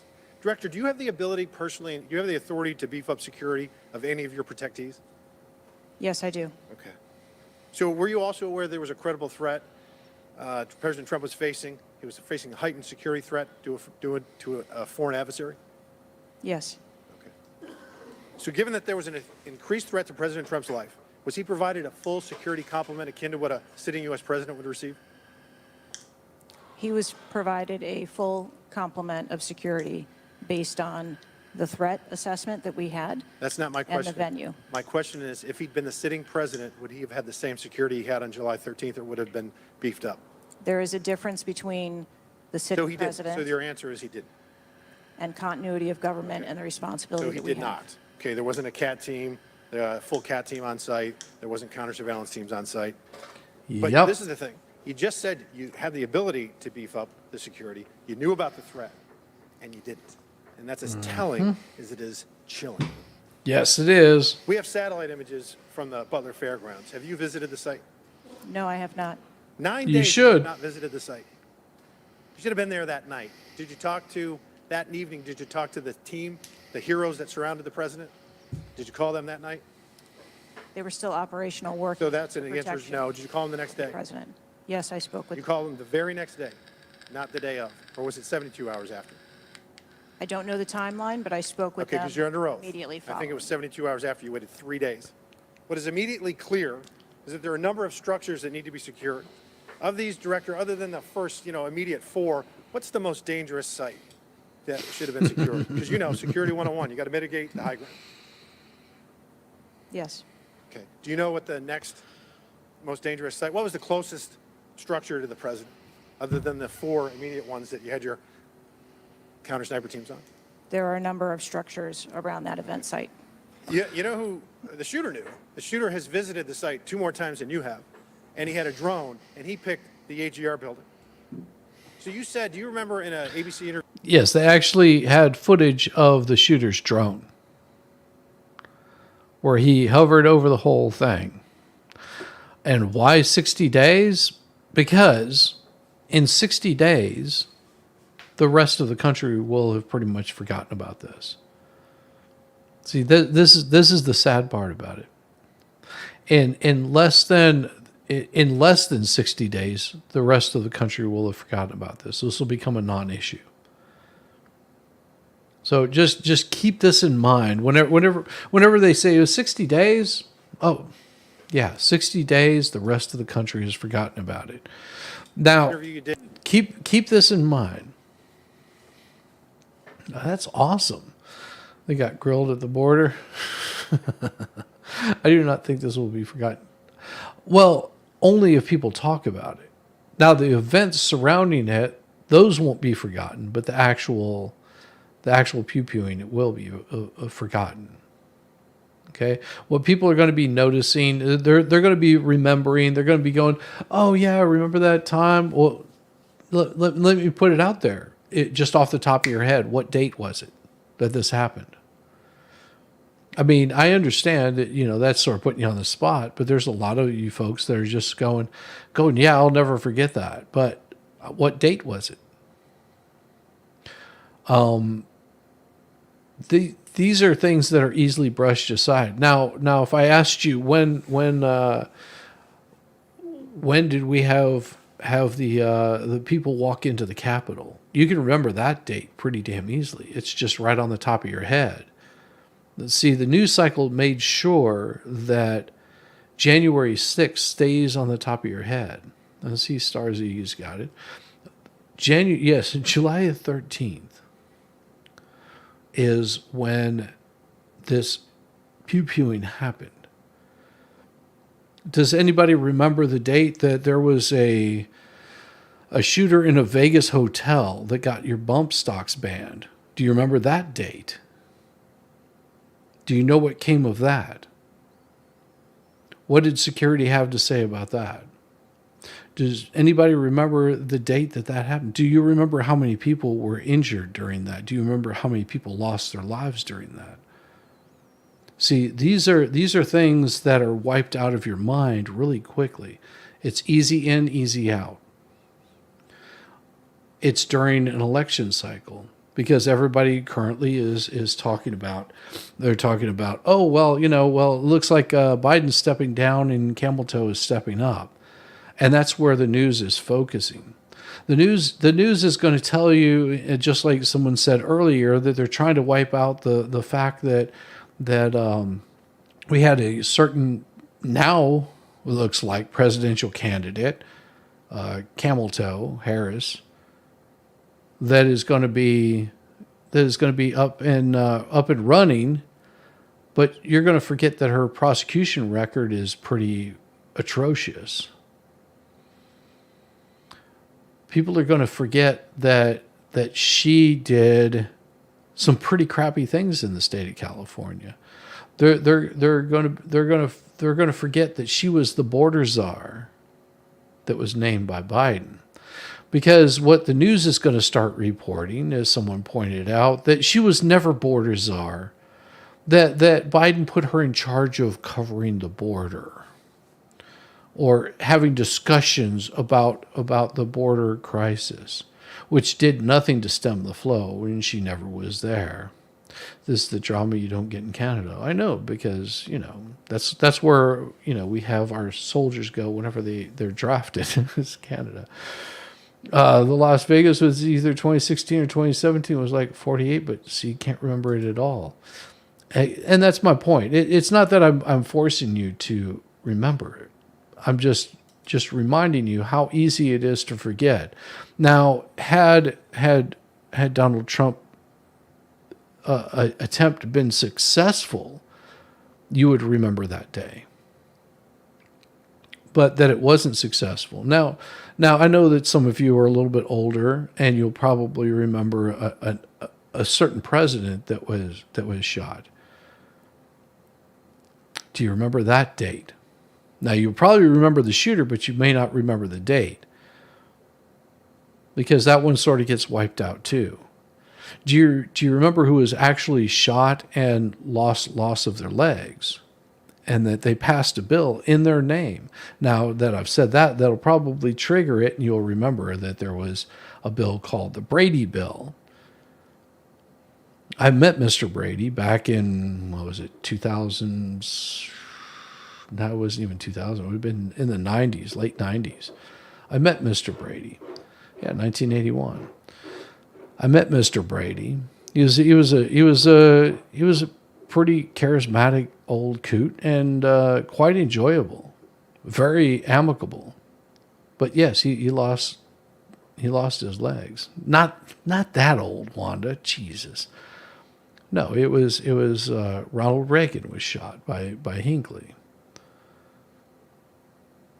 Do you remember why? Do you remember why he went after the president? Does anybody remember that? Do you remember the date that John Lennon was shot? I mean, these are important things that people have had bad things happen to them. And just so you know, Lennon was close enough that he could have easily been knifed. Just as atrocious, just as bad. Yeah, 81 was Reagan. She's a cultural ambassador, according to CBS, not the border czar. Yeah, we'll bring that up here a little bit too. did, that you didn't have people on the roof of the AGR building because you were worried about safety because of the slope? I recall that statement. Okay. Does the Secret Service have written policy you can share with us about slope roofs? No. Okay. So why'd you act like there was one? Because is it your practice to comment on enormous events of enormous national implications when you're ignorant of the facts? That's rhetorical. So here's this thing with the slopes. You go all the way up to like 1812. You can go to a 112, which is about as flat as you can get without it being completely flat.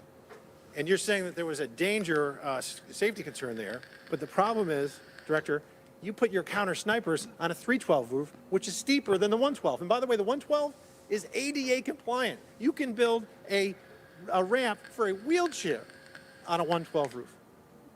So these are nothing but pathetic excuses, and they make no sense, and they're a bunch of cow dung. Yes. All the law enforcement I've spoken with over the last 9 days are amazed that the AGR rooftop was not secure. And you want to know why? Because it's dangerous. I have never had any long gun training in my life. I own an AR-15, and last time I shot it one time my whole life. It was 6 years ago. That is until Saturday. We recreated the events in Savoy, Texas. We recreated what happened in Butler. I was lying prone on a sloped roof at 130 yards at 6:30 at night. And I knew that he had a scope. I didn't know what kind, red dot or magnified. So I shot 8 rounds from both. You know what the result was? 15 out of 16 kill shots. And the one I missed would have hit the president's ear. That's a 94% success rate. And that shooter was a better shot than me. It is a miracle President Trump wasn't killed. Corey Comparatore life is over because that damn shooter made it on the roof. And it wasn't the roof that was dangerous. It was a nut job on top of the roof. You know what else is dangerous? I believe your horrifying ineptitude and your lack of skilled leadership is a disgrace. Your obfuscating today is shameful. And you should be fired immediately and go back to Garden Doritos. Mr. Chairman, I yield back. Damn. That was on fire. That was on fire. She's pointless. He's pointless. Is this the one I'm thinking of? No, that's not the one I'm thinking of. This guy right here. Oh, he is fire right here. This guy brings it. Ranking Member Raskin, and your work, the letter you sent to the committee, and I also support the creation of a commission to get to the bottom of what happened. Director, I just want to give you an honest assessment of how this is going for you today. Did you happen to catch the hearing many months ago? I'm glad I could get you excited. In education, where there were a bunch of university presidents, and Elise Stefanik asked a very easy question and couldn't get an answer. Did you see that hearing? No, I don't think I did. Okay, well, let me tell you, it didn't go well, and the short end of that story was those university professors all resigned. They're gone. That's how this is going for you. This is where this is headed, okay? This is, I don't know who prepared you for this.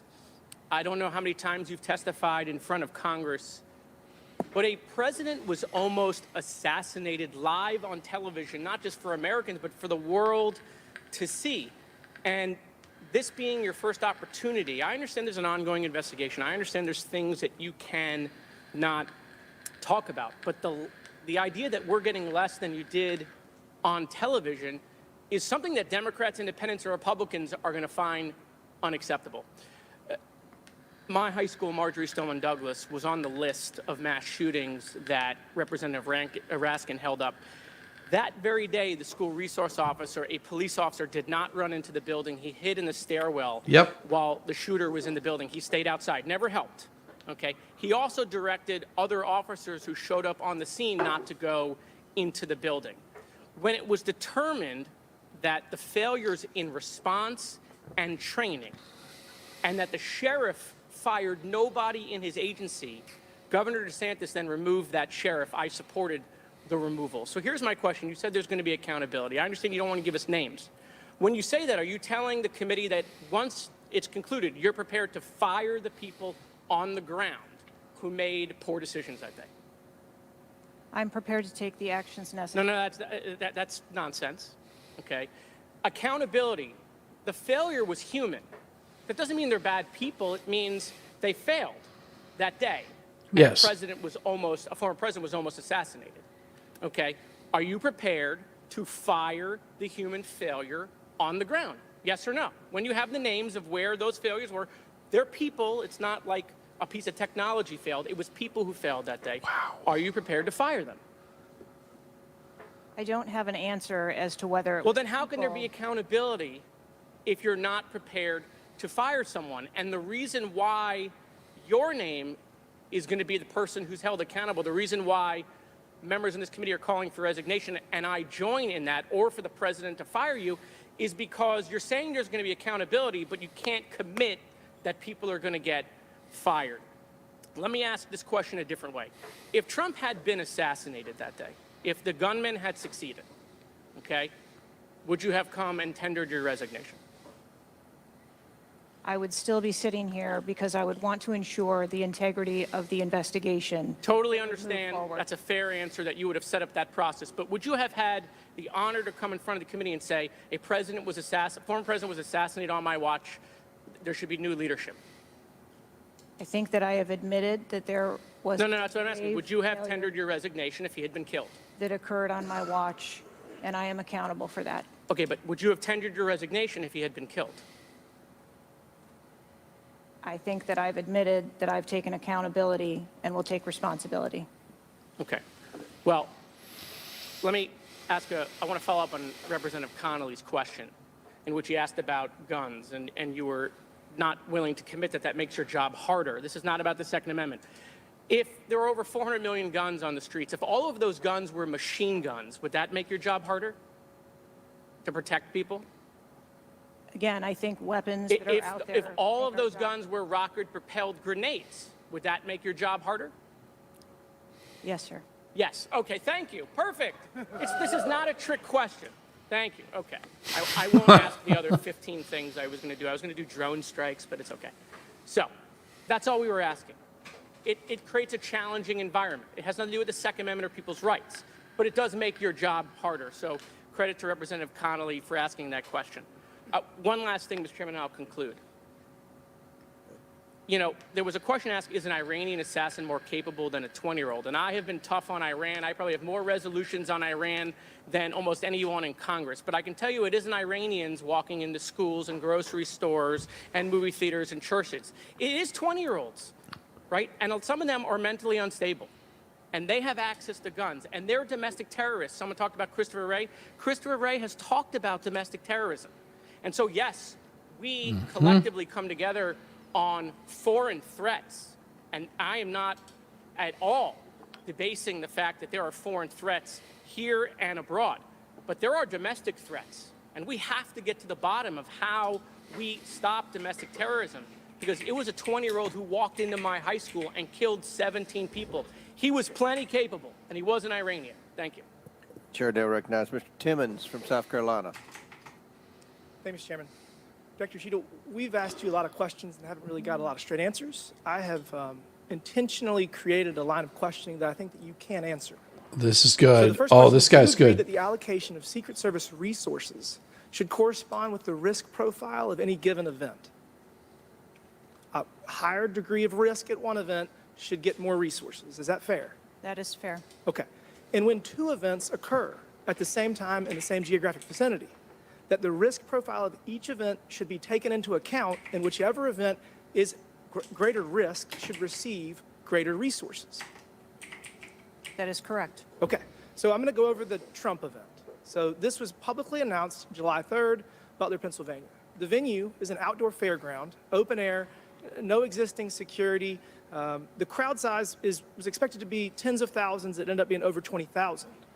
There were general and specific threats from foreign adversaries. As the chairman of intelligence remarked, Iran has said they want revenge, as well as when President Trump was in office, he made a lot of people mad, terrorists to be included all over the world. And, you know, President Trump is the former president and the future president. So I would say that that is a fairly high-risk event. Would you agree? Yes. Okay, let's conversely, the First Lady had an event at a casino in Pittsburgh, just a few dozen miles away. It was a dinner for the Italian Sons and Daughters of America. It was publicly announced on July 10th What's interesting is that the casino is actually extremely secure. They already have magnetometers existing prior to this event even being announced. It was in a ballroom. And the size of the crowd, a mere 400. There were no specific threats. There may have been general threats. And the asset is the First Lady. Those seem like there's a huge disparity relative to risk. Would you agree? Yes. Okay, thank you.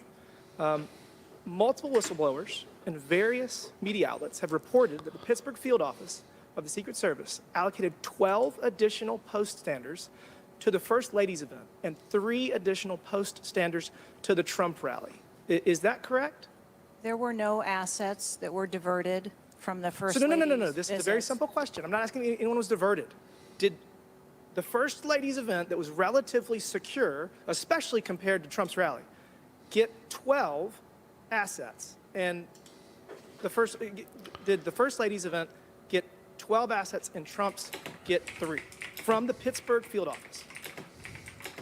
That's a yes or no question. If you don't know, don't answer it. I mean, if you don't know, don't The number answer of personnel that were allocated to both of those events were comparable to the risk at both of those events. Wow.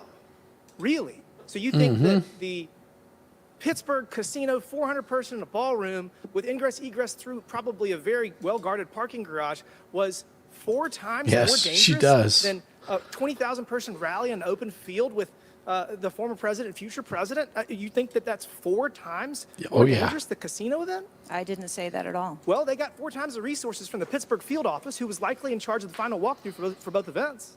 I mean, we've continually highlighted the failures of the Secret Service at the Trump rally. And, you know, you have the former and future president getting shot. You have multiple injuries, 1 fatality. And I would have to think that if we had 9 more post standards, 9 more individuals that have the training and the integration into the Secret Service defense of Trump at that rally, that I have a feeling that Crooks would have had somebody come say hello to him before he fired a bunch of shots. Do you think that's possibly true? There were significantly more assets and resources available at the former president's event than there were at the First. Who made the decision? Now, listen carefully. What she's saying, there were more assets there, does not mean that there was, hey, Ghost, how are you doing? Good to see you, girl. Hope you're doing well. Hope you're having a wonderful evening. Glad to see you over there on the twatter. It's awesome. Yes, pay very close attention where she says there were more assets. Okay, whatever she's talking about, those assets, she's talking about state troopers, police officers. She's not talking about Secret Service. No, she has no remorse whatsoever. She's talking about people that are not under her command. Okay, so this makes it very easy for her to say, well, I didn't control those. Those weren't under our control. We didn't have the correct communications with them. We couldn't set up communications with them properly. And it's one of those BS kind of things that someone will do. You have to pay really close attention to the words that they say, because that is where the meat of it is. Yes, he had more assets there, but were they qualified to actually guard the president or a former president or any asset at that? Me saith no. To deploy 12 post standards to the casino. Where the First Lady was having a 400-person dinner, and only 3 people from the Pittsburgh field office to the 20,000 person plus Trump rally. Who made that decision? There were additional Secret Service resources available at the former President Trump's event. Resources. As she'll keep saying this over and over again, resources. Doesn't mean that she pulled people from her field office to actually guard a former president. It means that we called the local police department. Have you ever met Barney Fife, Sweet Cheeks? Have you ever met Barney Fife? He wasn't the greatest. I think they took his firearm away from him at one point in time because his hands were so shaky. Yeah, they were definitely unqualified to do anything. And This is where she's getting lambasted, because if you're responsible for this kind of stuff, this is the last place that you want to be. This is the last place you want to have your feet in the fire. Event. Who made the decision to deploy 12 to the First Lady's event and 3 to the Trump event? The allocation of resources. Oh, it was 3. is You're right. decided Somebody based on said the 3. It was availability 3. of personnel and their location and where they are, but there were sufficient resources. What did you just that say? were given to. Did you just say there were former sufficient presidents. resources? President Trump Event got that shot. Someone got killed. There were not sufficient resources, clearly. There was and a gap. it doesn't take 27 years of experience to know that. And whoever made that decision, it probably wasn't you, needs to be fired. And then you need to resign, because this is absolutely unacceptable. And you've lost the trust of the American people. Yes. With that, Mr. Chairman, I yield back. Good job. Good job. From Michigan. Thank you so much, Mr. Chair. Thank you, Director, for being If here. she says anything about You know, when we hear AR-15s, I'm going to headline, just a I'm just going to change it. 20-year-old young man with access to an assault weapon commits an act of mass violence. I mean, we've heard this before, over and over again. It wasn't a mass The shooting. unfortunate thing is that my residents don't get a committee hearing. Sweetheart, because your residents are freaking criminals. So, Talib, whenever you're getting up here, maybe get your heads out of your ass long enough that you could really get some serious glasses, because those things look freaking horrible on you. I'm not even going to listen to her because she's so annoying. Inside the building. The roof looks like it's a tin roof. How did no one inside that building hear someone moving on top of a metal roof? Oh. I don't have the details of all of the interviews. Her Secret Service background. Oh, let's see. We got citizens in Texas, but we did not. Instead, they passed permitless carry. And Don't care, what don't my care. colleagues captured. And right now, the American think all let's carry the other side instead. Purpose of the violent rhetoric, but see theories. They have already began. Have you? Jasmine, you're an idiot. You're talking about carry permits. And that's not why they're here. See, this is the problem with some politicians, is they lose the message. The message should be very loud and clear. We don't tolerate this kind of crap. And she's wanting to blame it on firearms. I have never met a single assault weapon, a single firearm that meant to do me harm. Ever. Never met a single one of them. And I was in the military for 4 years. I never met a single firearm. We're talking about tanks, anti-aircraft missiles. Never met a single one of them that would do any harm to me whatsoever. Just saying. Sweetheart, you're an idiot, and I'm not even going to listen to you because you are silly. Pass her the bald one, too. That's right. Wanda Stevens, you got that right? Damn right. The site team has a senior supervisor, an advanced team, a protective intelligence team, a counter sniper element, and detail. Who was the agent in charge? How long has she been the agent in charge? And what is her Secret Service background? So I'm not going to provide a name. Why not? You're here to answer our question. Oh, see, here's the thing. Marjorie Taylor Greene is from my home state of Georgia. She's not in my district, but she already knows who that person is. She knows the name of the agent in charge. She knows that agent in charge was a female. Ouch. Ouch. How does that fit in your diversity, equity, integrity, or whatever the hell it is, scheme? It doesn't. Because if this female was in charge and it shows that she was incompetent in her job, I'm not saying that women are incompetent in their job, but it means that she was a diversity hire, which if she was a diversity hire, that means that she was moved to the front of the line because of certain characteristics about her that had nothing to do with experience, quality of work, or actually being able to handle a situation like this. But relax, honey. That's right. Hey, she is a Southern girl. Questions. Forum, I'm not going to provide names of. You stated in your testimony, you said, I am here today to answer your questions. That is correct. Answer the question. I'm not going to provide names of our personnel. Why not? Today. The American people are demanding these answers from you today, Ms. Cheatle. I will do the best to provide you accurate information based on the facts that I have at this time. You're not answering our questions. The advance element coordinates with other intel or law enforcement partners, identifies threats and weaknesses at the sites and movements. We'd like a copy of the advance report. Have you brought it here with you today? We will comply with the request for the documentation that has been requested. When will that be, Ms. Cheatle? Because you should have brought it today. Yes. I'm certain that our personnel are working on obtaining all of that document. I don't believe you, and neither do the people watching this hearing. You're not doing well, as Mr. Moskowitz informed you. You've been sitting here for over 3 hours, and I have you know the entire country is demanding you resign and demanding that you be fired if you do not resign. Things are not going well for you. You need to answer the questions.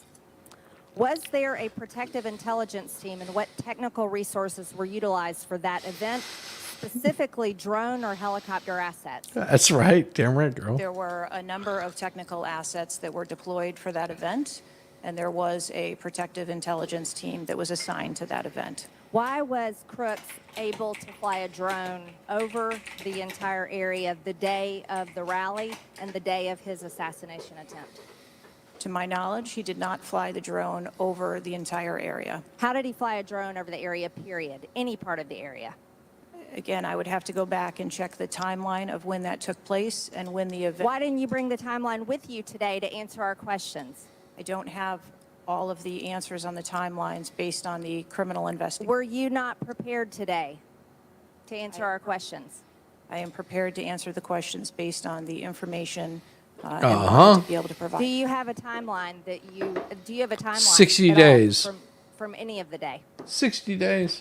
I have a timeline that does not have specifics.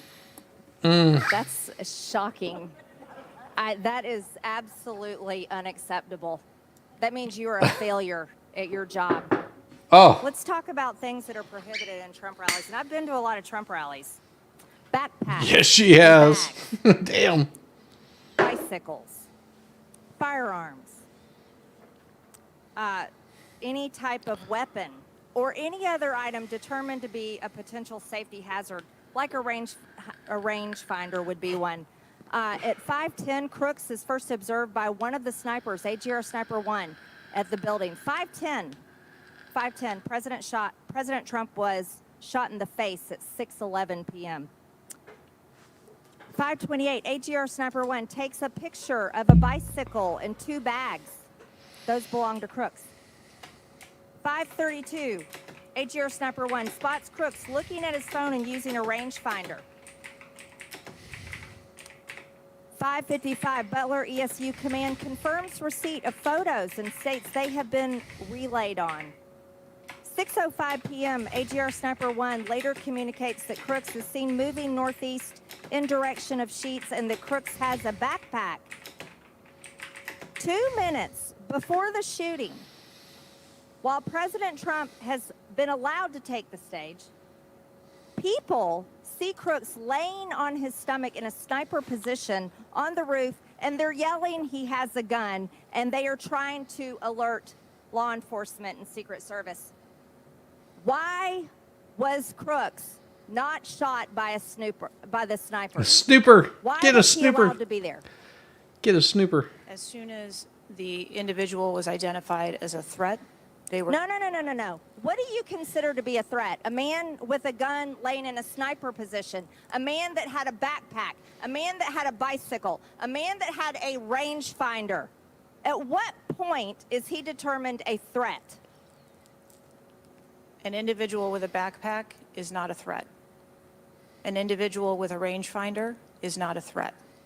What about a man laying on a building that has direct line of sight of President Trump with a gun that people are screaming and pointing out, is that a threat, Ms. Cheatle? Once that individual was identified, they were neutralized. No, they were neutralized. Oh, yeah. Crooks was neutralized after he shot President Trump in the face, Ms. Cheatle.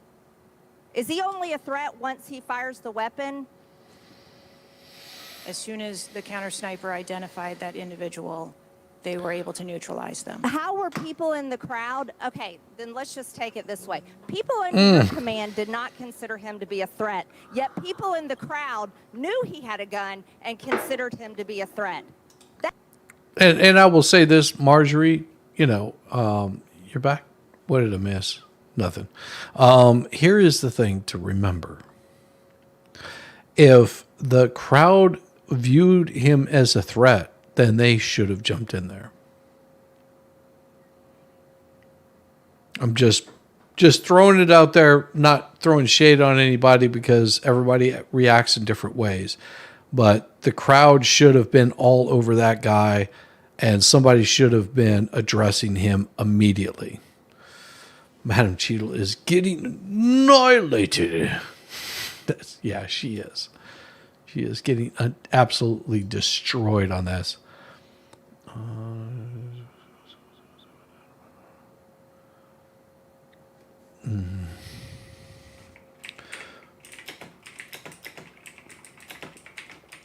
Hold on. And here we go. Let's do this. All right. That means that you are a complete failure Yes. as the director of the Secret Service, that people under your command don't perceive a man laying on a roof with direct line to the president with a gun. They don't perceive that to be a threat, yet the people in the crowd do. How is that possible? That's the last.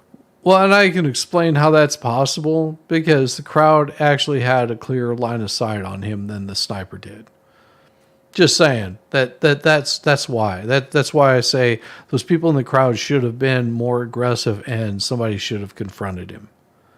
Because even if they would have lost their life at that point, it would have shown that person was an absolute threat, and he never would even got a round off on the president, a former president. Question, but please answer the question, Ms. Director. I'm not certain at this time how the information from the people in the crowd was relayed to any law enforcement person. They were talking to the cops right there. No, you knew that everyone knew. The people there knew that there was a danger. They knew there was a threat to President Trump, and it was allowed to happen. Was there a stand-down order, Ms. Cheatle? Was there a conspiracy to kill President Trump? Absolutely not. Then how did this happen? And why are you still sitting here not turning in your letter of resignation? Last question, but please answer, and then I'll recognize Ms. Presley. Please answer the question. That is what we are investigating to determine. We're waiting for your letter. We are waiting for your letter of resignation, and you really need to consider doing that before you leave today. Chair now recognize Ms. Presley. Damn. Or in the car, excuse me. Did they answer that question for you? Yes. Yes. So you know the answer to that question that my colleagues have asked you. But again, you refuse to give.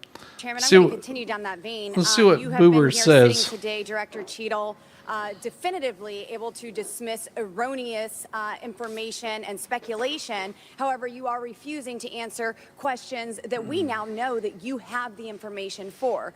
You are saying that you are wanting to answer questions that the Secret Service has information to. Well, ma'am, you are the Secret Service. You are the director. You have said that you are the best for the job. So I'm going to ask you some questions now knowing that you do have answers from the FBI, whom you have been passing the buck to this entire day.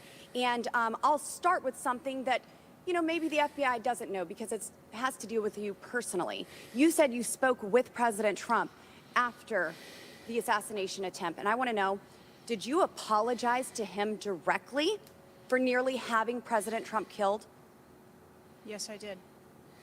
I appreciate that. I appreciate that you recognize that this was your failure. Now, since the assassination attempt, you are under oath. Oh yeah, Mind got to you. break with the babes. Have you communicated with anyone at the White House on an encrypted messaging app like Signal? Yes or no? No, I have not. Oh, that's a lie. So she's been in communication with the White House. She knows that she's got a certain way that she's going to answer this.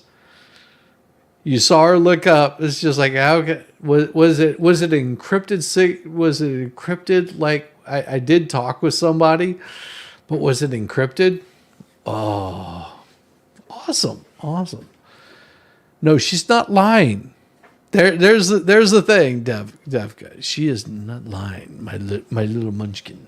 She is not lying about this whatsoever. What she is doing is she stopped. She thought about her answer. So she's been in communication with the White House. Now, if Boebert had asked her, have you been in communication with the White House? She probably would have said, yes, I have. It's not a lie.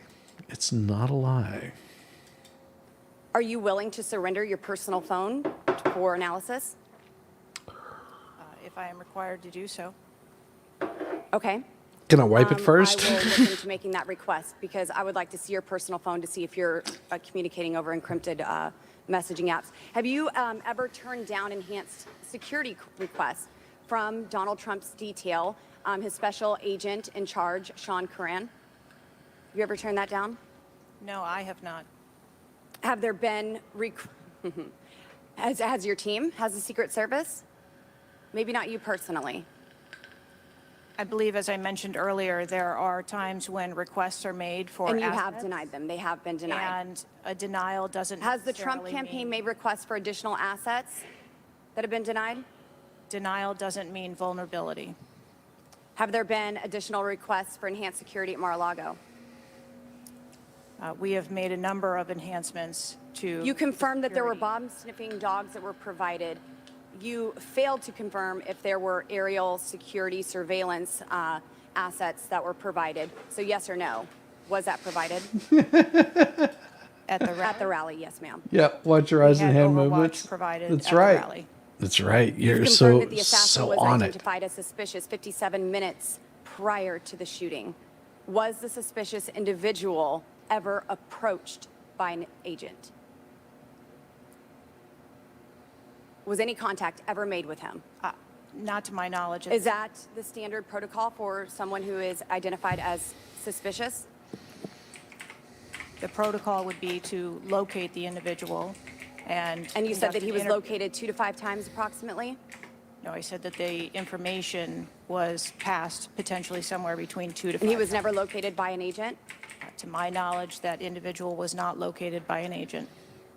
We have dozens of rally goers who have identified him and not one agent on the ground. There are many agents on the ground, local law enforcement, Secret Service. No one was able to identify him and have sights on and see him. What I'm saying is that the agents Skillfully, that were on the yes. ground at the time, I have no knowledge that they were able to interview him or locate him. Thank you. Was there a local law enforcement officer who approached the roof and saw the shooter and saw that he was present on the roof? There have been other lapses. Yeah, Was we'll one of skip them over Jake her Sullivan? because she gets Yes, bored sir. What happened afterwards. there? This is good. There was an individual who was able to access Mr. Sullivan's residence. His residence. A protectee, somebody was able to break into his house. And what happened? Did anyone get fired because of that? There were individuals who have been reassigned. Reassigned. What other steps Reassigned. Have taken- what I'm seeing, what other incidents have occurred other than Jake Sullivan? Uh-huh. Was there an issue with the Secret Service agent and Vice President Harris? I would not call that a security incident. Well, it seems to me, I mean, you have security lapses with President Trump. You have security lapses with Jake Sullivan. You have issues with your personnel related to Vice President Kamala Harris. There seems to be a repeated theme here. Would you not agree with that? I think that we are talking about separate categories of incidents. Well, I would disagree with that. I mean, I think there's a repeated theme when you've got protectees and you're not upholding your core mission. Let me ask you something else. Does the Secret Service routinely record communications between and amongst detail? Radio communications? Any communication? Email communications are Any. captured, as well as text messages. Sweetheart, he's saying any communications. Russell Fry. Yes.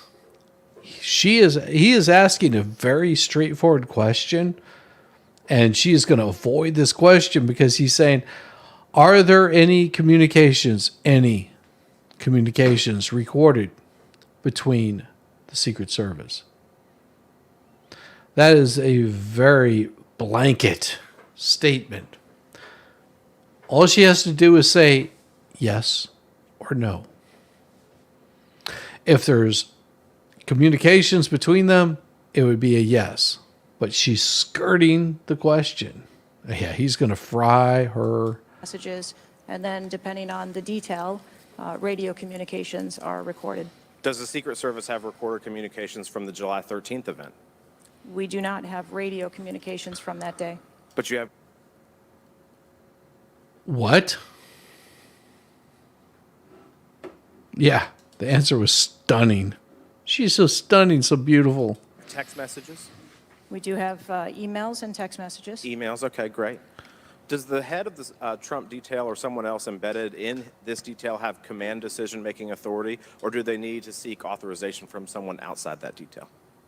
The head of the detail has the decision-making authority for things that are necessary for that detail. Is that standard for protection details? Yes, it is. Okay. Let me ask you something. During campaign events, is it common for the Secret Service to utilize other agencies? Yes, it is. What other agencies would be providing assistance to the Secret Service? There are a number of other agencies that provide assistance to the Secret Service. We During got campaign. Homeland Security, we've got local police, we've utilize got personnel state. from the Department of Homeland Security. Mhm. We utilize personnel from the Department of Defense, and we utilize local law enforcement partners. Are you on the same radios? Do you provide the radios to all the assets that are taking part in protection of an event?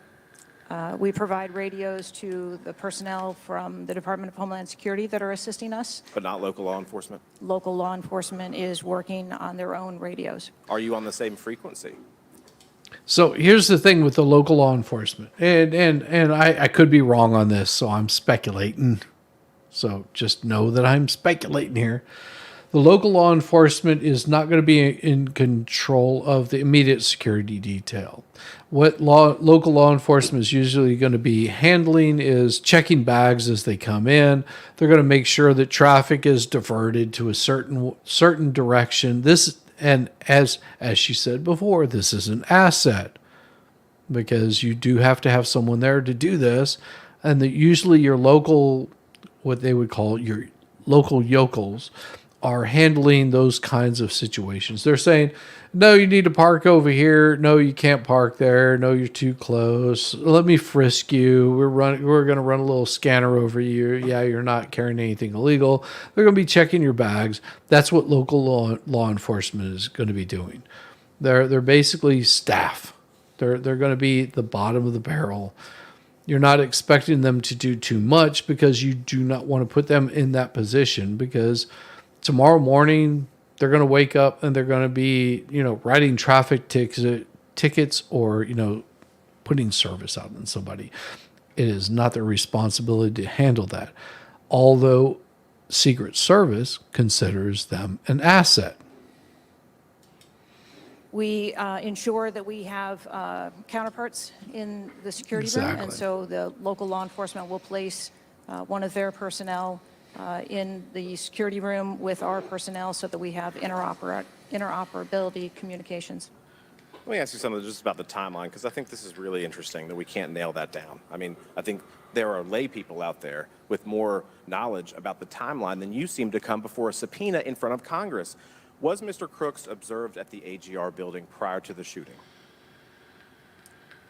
He was observed on the grounds outside of our perimeter prior to the shooting. At approximately what time was that?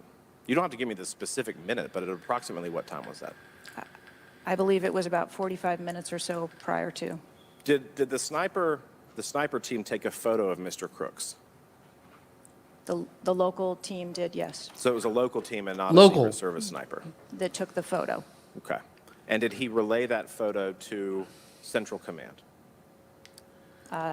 Again, it's an active ongoing investigation, so I want to make That's a sure bullshit that I'm answer. factual with the route that photo took Bullshit answer. and who that was disseminated to and when. What time did when did Mr. Crooks' status go from a suspicion, right. a person that was under suspicion, to a threat? When did that happen? And maybe not even a specific time, Director Cheatle. Maybe a certain event that happened that transformed him from a person of suspicion to a threat. When did that happen? To the She best can't of answer my it. knowledge, based on what I have been told thus far, it's approximately 5 minutes to where individuals relayed that there was an incident being worked at the 3 o'clock of the president.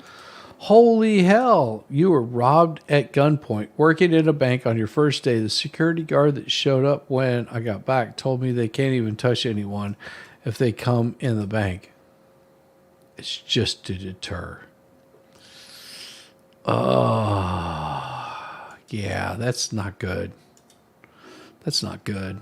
So Former that was, president. but it was before the shots were fired. Mm-hmm. That is correct, but again, it was not phrased as a threat. It was just that something was being worked. Yeah, but my question is, when did he become? When did he transform from suspicion to threat? Because As soon as he pulled the trigger, that's whenever they were just like, oh, I guess that is a threat.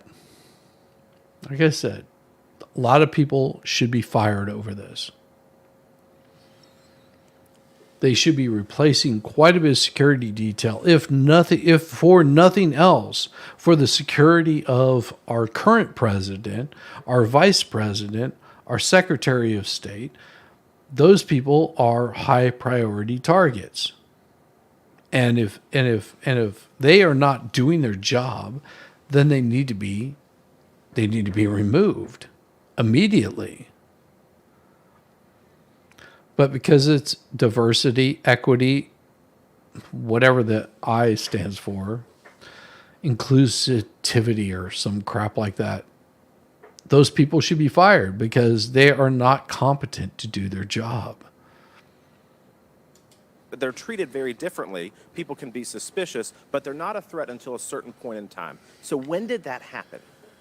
I believe that it was seconds before the gunfire started. Seconds. My gosh, we actually have a few questions that we got answered today. Listen, I'm going to wrap up here, Mr. Chairman, but here's the frustration that people have. The buck stops with you. You've said that yourself. But the problem in Washington, D.C., it is the only town in America that you can be so bad at your job that you actually get a promotion or don't get fired. You have not been able to answer the number of agents, whether or not requests were denied on additional security, whether or not law enforcement were able to engage before the shooting with the assassin, how he got on the roof, how the rifle got on the roof. You can't tell us how many shots he fired, whether the casings were recovered. You can't tell us anything about his cell phone. You can't tell us whether the rally was supposed to be postponed, given the intelligence that you were receiving. You can't tell us whether the car had a bomb. You can't even tell us his motive. And the American people are incredibly distrustful because it has taken 9 days to even get a scintilla of evidence out of you. Maybe if I was CNN or ABC or NBC, I would have gotten much more thorough and accurate information. But we did not receive that in a subpoenaed hearing in front of this Congress. That is why the American people are frustrated. And I echo the bipartisan calls on this committee and all across this country that you should resign, or maybe when the president wakes up from his nap, he can fire you. Thank you. Oh, that was so cold. That was so cold. And the rest of them are pretty much the same thing. They conclude that particular one that just ran amok. That just ran absolutely amok on this one because they could not answer those questions. what was that? Scotiabank, Starcy, the woman who's training me, had worked there 30 years and never been robbed. She was in shock and laughing, thinking it was a joke. The dude had a mask on him. Gardening? Gloves. Okay, gardening gloves. Okay, like a Halloween mask. Okay, that sucks. Dude, I feel for you. That is not what, that's not a good way to start a job. Just like, yeah, getting robbed. Jeez. They don't play in the state of Georgia. They don't play with that kind of stuff. I mean, they get because they consider that a federal crime, and they will absolutely go off on them in a heartbeat. They do not play that stuff. Where is it? It is ooh, I didn't know that. What is this one right here?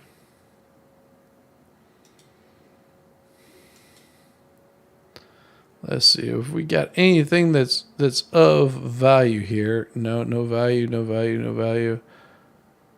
All right, let me pull this thing up real quick. It is going to be the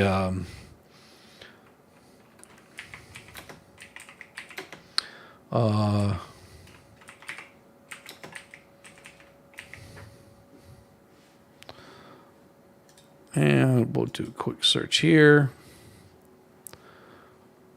All right, so give me a second while I pull this up, because it's going to be this is going to be a little bit more. Like there are a few more years and got the hell out. Yeah, you don't want to be working at a bank if you can avoid it. It's just like oof. You don't want to have to deal with that crap. That is no fun. That is no fun. I'm sorry that happened to you. All right, let's bring this thing up. I would like to take a moment to recognize the loss of a friend to all of us on this committee. There simply is no place for it in our democracy. We're not a democracy. That ensures the safety and security of our nation's leaders and the public. These collaborative efforts should exemplify the very best in our interagency cooperation. Don't care. So a bunch of glad standing in Butler, Pennsylvania. It is my firm belief, Director Cheatle, that you should resign. However, in complete defiance, Director Cheatle has maintained she will not tender her resignation. Therefore, she will answer questions today from members of this committee seeking to provide clarity to the American people about how these events were allowed to transpire. We will ask these questions because the Secret Service and its parent agency, the Department of Homeland Security, have been unwilling to provide answers to the American people. DHS has sought to push this hearing to a different time. Secret Service has suggested the hearing occur without media presence, and both agencies have provided only shallow explanations to Congress about what happened on July 13th. Indeed, DHS and Secret Service's lack of communication with the Oversight Committee required me to issue a subpoena September 17, 2022 as the Director of the United States Secret Service. Prior to her appointment, Director Cheatle. Because it is a talking point. Because they do not want to be considered a constitutional republic. This is the issue that a lot of people are missing. Every time that you hear a president, vice president, any one of these people start talking about, oh, save democracy. No, democracy is mob rule. Democracy is bad. Democracy is one step away from being a communist country. It is one step away from burning witches at the post. It is bad. Yeah, Ghost is right on this. No shit, really? You have strange happenings in Canada. Your brother had his car totaled last night by a hit and run deer. Well, sorry. I know that feeling. I know that feeling. It sucks. Cheatle was Senior Director of Global Security at PepsiCo. Before her role at Pepsi, she served 27 years in the Secret Service. Pursuant to Committee Rule 9G, the witness will please stand and raise her right hand. Do you solemnly swear or affirm that the testimony that you are about to give is the truth, the whole truth, and nothing but the truth, so help you God? Let the record show that the witness answered in the affirmative. Thank you. We certainly appreciate you being here today and look forward to your testimony. Yeah, sure you do. We normally limit testimony to opening statement to 5 minutes, but take all the time that you need. Obviously, the rules that we will abide by. When you're finished with your statement, we will then turn to questions. Each member will have 5 minutes. And just a note to the members, I'm going to strictly adhere to the 5 minutes.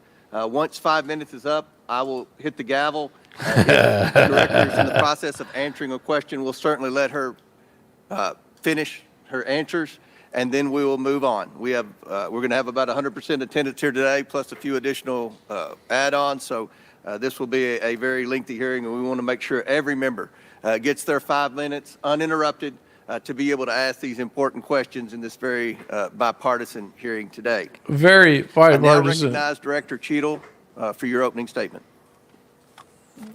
Yeah. Good morning, Chairman Comer, Ramble, Member Raskin, ramble. and distinguished members of the committee. Don't care. Terrorists more capable than a 20-year-old in pulling off either a mass shooting or an assassination of Donald Trump?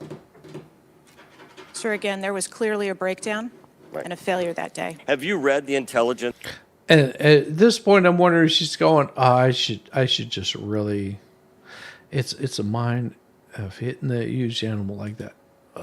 Imagine this, if you can, Jen.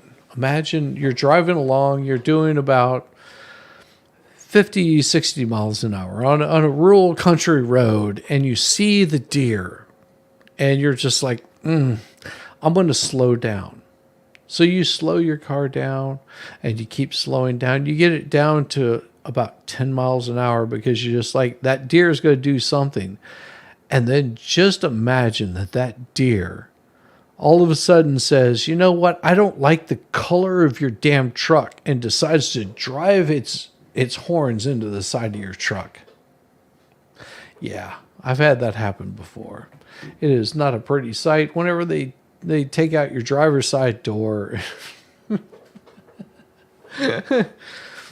Now, what my grandfather used to do, and this is because my grandfather has long been deceased, I don't have to worry about anything coming back or shading him. What he used to do is whenever he would hit a deer, he would strap that thing into the back of his truck. He had a Ranchero. That's the Ford version of the El Camino.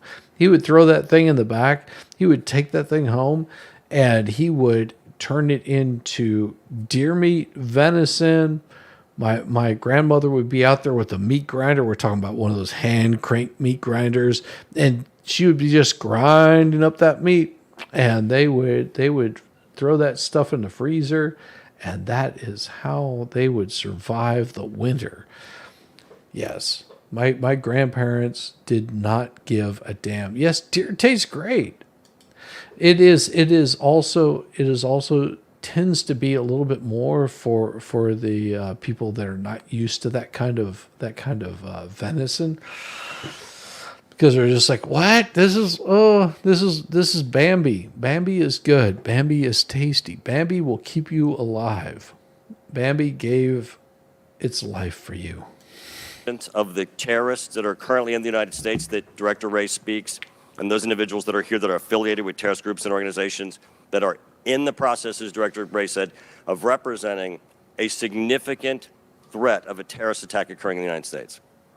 I have read reports that apply specifically to the Secret Service's mission. Director Cheatle, that because sucks, Donald Trump is Wanda. alive, and thank God he is, you look incompetent. If Donald Trump had been killed, you would have looked culpable. Yes. There is no aspect of this that indicates that there has been any protection to Donald Trump. Venison's awesome. The threat was identified before he took the stage, and the shooter was only killed after Donald Trump himself was killed. Not only should you resign, if you refuse to do so, President Biden needs to fire you, because His life, that's so Donald right, Trump's life, Jim. and all the other people which you protect are at risk because you have no concept of the aspect that the security footprint needs to be correlated to the threat. I yield back. Chair now recognizes Mr. Lynch from Massachusetts. Thank you, Mr. Chairman. Yeah, I don't Director care what you Cheatle, have there to were say. We're going to multiple skip over security some of these people. failures at the former president's rally in Butler, Pennsylvania. Damn, girl, that's right. Bambi chili is the damn best. Yes, deer, elk can be harvested after they murder your car. Cop called mine a muley and asked where he went.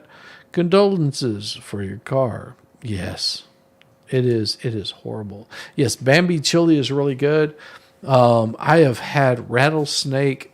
Everybody's just like, oh, snakes. No, I've had rattlesnake chili. Live in New Mexico for a while, and you'll get these old timers that'll go out there, and they just grab up a rattlesnake. They'll give it a little snap. They'll take off its head, throw it in a bag, and they just move on. They grab about 50 or 60 of those things. They'll skin them. They'll chop it all up, and it's a little bit like chicken. So it's a very different taste. Snake, no. Bear, moose, yes. Bear and moose, yeah, absolutely. First of all, there was a failure to She isolate resigned this the morning. podium from. So she resigned this day right here. She actually resigned. Ability and communications. The state police, for example, operate our own statewide radio network. So That's we have the right. ability to. There you go, Mickey If D. we have an incident, a long protracted incident, for example, where we need to patch other agencies in, we have the capability to do that. However, Secret Service, for example, maintains some additional encrypted communications. So the best way to integrate unified command. Is physically present in the Correct, command that site. would be our. Yeah, I- that's I how would the expect- Army does it in the military. I would expect our commanders to have personnel in there so that we could have radio communication as well as a redundancy in the operations plan with a telephonic backup. Do you know if in this particular case, I mean, normally they sweep these sites with dogs. Was a K-9 team used here for this event? I do not know. I have not seen the Secret Service operations plan. I've asked for it. I've yet to receive it. I did double check. That was something that PSP could typically offer to the Don't Secret care. Service if they requested it. And I did verify that in this event, we did not provide any dogs. Okay. As I understand it, there wasn't one, but you'd expect one in a Served Don't care. Don't care. Don't Just for care. not putting somebody on that building. So I suppose the best sequence of events that I can give you is that PSP was notified by email on July 5th about this event. There was a What? July 5th? That is many days prior. Don't care because he's just a dimwit. on a routine basis. I wouldn't say an everyday occurrence, but a fairly routine basis. Oh. Okay. So can you walk us through the Pennsylvania State Police? Yeah, he does look like a CO. With the Secret Service. You kind of started off giving us from the point of contact that Oh, an yeah. occurrence was about to happen. Was there anything? No, that's the thing is they do communicate with the White House on a regular basis, and a lot of that's just coordinating where they need to be. It is a cush job. Let's put it this way. So whenever people are sitting there going lambasting Cheatle, all right, just realize this is a absolute cush job. Because you have agents on the ground. This is why diversity, equity, and inclusion suck so bad. Because what you want to have is the best person for the job at all times. It doesn't matter whether they're black, they're white, they're Hispanic, they're women, they're men. It doesn't matter. The person that you want to have as your underling, you want to have the best person available for that job. That's why you vet those people. You look at them and go, you can do a really good job in this situation. And let me give you an example, okay? This is pretty short, pretty sweet. When I got out of basic training, I went to go into my unit. we had a guy that was, I think he was one rank below me. He was a PFC where I was a spec for, and I had the staff sergeant come out to me, which was in charge of the whole motor pool. He was that's what his job was. And he came to me and said, "Hey, I'm needing someone to come work in the office. I need someone that can actually type things out, do all of the bookkeeping work." Now, I had a guy that, because he was one level below me, not much more, which is no big deal. He was probably older than me, that could not change out a battery. He couldn't change out a tire, but this guy could fill out paperwork like crazy. And I turned around to that staff sergeant and I said, ask for this guy right here, talk to him. I think that he is going to do a really good job in this position because he sucks as a mechanic. He's got the smarts. The guy's bright as hell. And within a couple of days, he came back to me and was just like, "How did you recognize that this guy can do this stuff?" I was like, "Well, I'm out here. He sucks at changing out batteries. It's not a difficult decision. If he sucked, then it's on you." Whatever. The thing is if you've got somebody that's qualified to do a very specific thing, you want to have the person that does the job the best in that realm, in that area.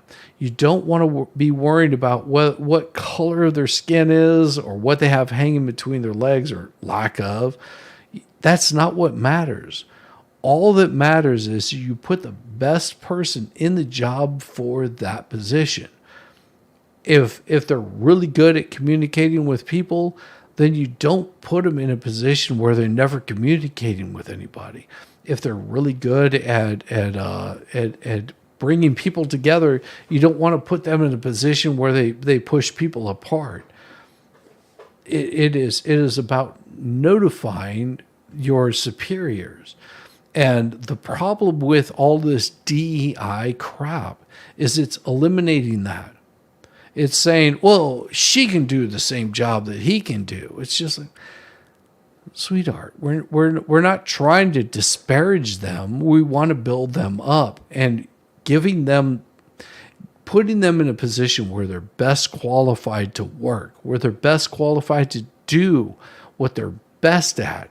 That's where you want to put people in positions of whatever power it is.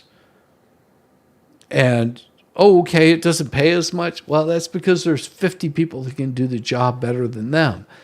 All they have to do is prove themselves. And it's no different than that guy that was sitting there going, "Yeah, I mean, I think I dropped a battery on my toe."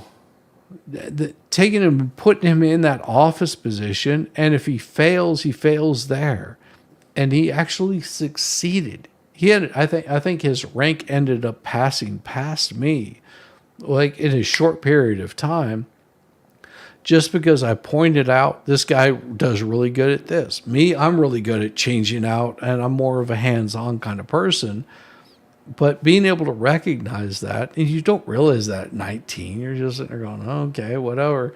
I mean, this guy would do a good job, but looking back at it, you're just like, oh crap, I actually made a good decision. Durr. Yes, skills matter, Ghost. Always. Particular about the Butler, Pennsylvania event that stands out as regular, irregular, or anything? Shut I up. would say, not to my knowledge, based on our discussions with our commanders who planned it, it progressed along a normal timeline. They attempted to give the Secret Service, and I believe provided the Secret Service with everything they were requesting. Point of perimeter of the Butler County Farm show. I guess I was one of those individuals who traveled in that bureau because the actions of crooks have federal legal implications and state law implications. Okay, thank you. President Yost, in your comments, you talked about the need for communication. You talked about FirstNet. And so we have federal, state, and local law enforcement at an event like what we're talking about in Butler. It's good. But in our conversation with some of the locals, not state police, but the sheriff's department. And I hope that you guys are actually enjoying the Pierreback Schnauzer barking for no reason. Oh, it's barking for a reason. I hope you guys are enjoying the no commercials. I turned off all advertising for these streams, so that way you guys could hang out a little bit better. You're not going to be interrupted with commercials. You guys can chat the hell away. You can have some fun over here. So I removed all of those, so I don't get any monetization off of these at all whatsoever. What I've done is I set it up after the stream is over. I'll turn on monetization, of course, because I use the cursey words. We'll eliminate that aspect, but it is completely should be ad free. If you guys are still receiving ads, let me know, because I'll make sure that I turn that crap off. Department and the chief of police in Butler yesterday, those individuals did not have communication with actually state police or Secret Service.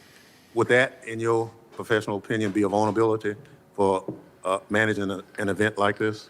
Well, I think we can go back to 9/11 when we identified at that time that the interoperability of different agencies to be able to communicate really was a hindrance. There's an infrastructure in place now to address these interoperabilities, but at the same time, they're not always utilized in every event. I just want to point something out. In case you guys didn't know, the solo cup. I like that. I like that. That looks like a real coffee cup. That's pretty damn awesome. I like it. I like it. Do not have any direct knowledge whether that was the issue here, but I can tell you it is a common issue in law enforcement and the ability for our agencies not to be able to communicate. Not that the technology is not necessarily there; it's because that they're not always incorporated. Yeah, we passed legislation mandating. I don't give two shits what you did. Information that can get to tell you. Shut up. Recognize Chairman McCall for 5 minutes. Question. Thank you, Mr. Chairman. And I want to thank you for the site visit that we had at Butler, Pennsylvania yesterday. It was very eye-opening, educational. I agree with the ranking member's comments in terms. So what he's talking about is there were members of this committee that went to. It's not red. It doesn't have to be. There were members of this committee that went out to the site where this happened. They're not that far away. If you're in D.C., traveling to Pennsylvania is not that far away. So these folks took a trip out there to Pennsylvania, sort of get an idea of what they were looking at, of what these people were talking about, getting an idea of those distances. And I think they became a little more enlightened on how in the hell did you let this crap happen? Because you see it on TV, you see it on the big screen, you see the big overheads, you see all of that glorious stuff. Whenever you're standing there on the ground and you're just like, you're telling me that right there, that building right over there is where the dude took a shot from? Are you effing kidding me? And you guys didn't have that covered? I'm standing here looking at this going, this is not how we do things. Because it's what is that old saying that, the camera puts 20 pounds on you or some crap like that. Yeah. Oh yeah. They took a field trip, Ghost. They took a field trip. They showed up out there and they were just like, this is not I would not feel comfortable in this situation. Knowing what I know now, it's not appropriate. You're just looking at it going, holy crap, the guy was over there. I mean, I can throw a rock and hit that freaking thing. And you're telling me that guy was sitting over there, that he was not able to take out somebody. Holy crap. It showed the level of incompetence that Secret Service was dealing with. In terms of, after 9/11, after 9/11, connecting the dots and federal, state, and local working together was the answer. I led a joint terrorism task force when I worked at the Department of Justice, and I also was involved in national security events, so I kind of know how these things operate. My question is to Colonel Paris. It's standard practice that the lead federal agency will come in and meet with the state and locals regarding the security plan before the event, prior to the event. Sir, did you participate or did your department participate in that? So I did not participate. As I stated earlier, there were two commanders dedicated to those two primary roles, the motorcade and the staffing of the posts on site within the secure perimeter, as well as a state police area commander. So just as a way of background, our area commander that covers multiple troops in that area of the state, out of nearly 5,000 troopers, there are only 4 area commanders. So that major was present for the walkthrough on the 11th. And were your troopers assigned inside the perimeter or outside? Inside. Inside. And was the outside within the jurisdiction of the local police? So just as a point of clarification, there were two, on the operations plan, there were 2 marked cars that were assigned roving duties, which would primarily, as the name implies, be outside of the secure perimeter on roadway.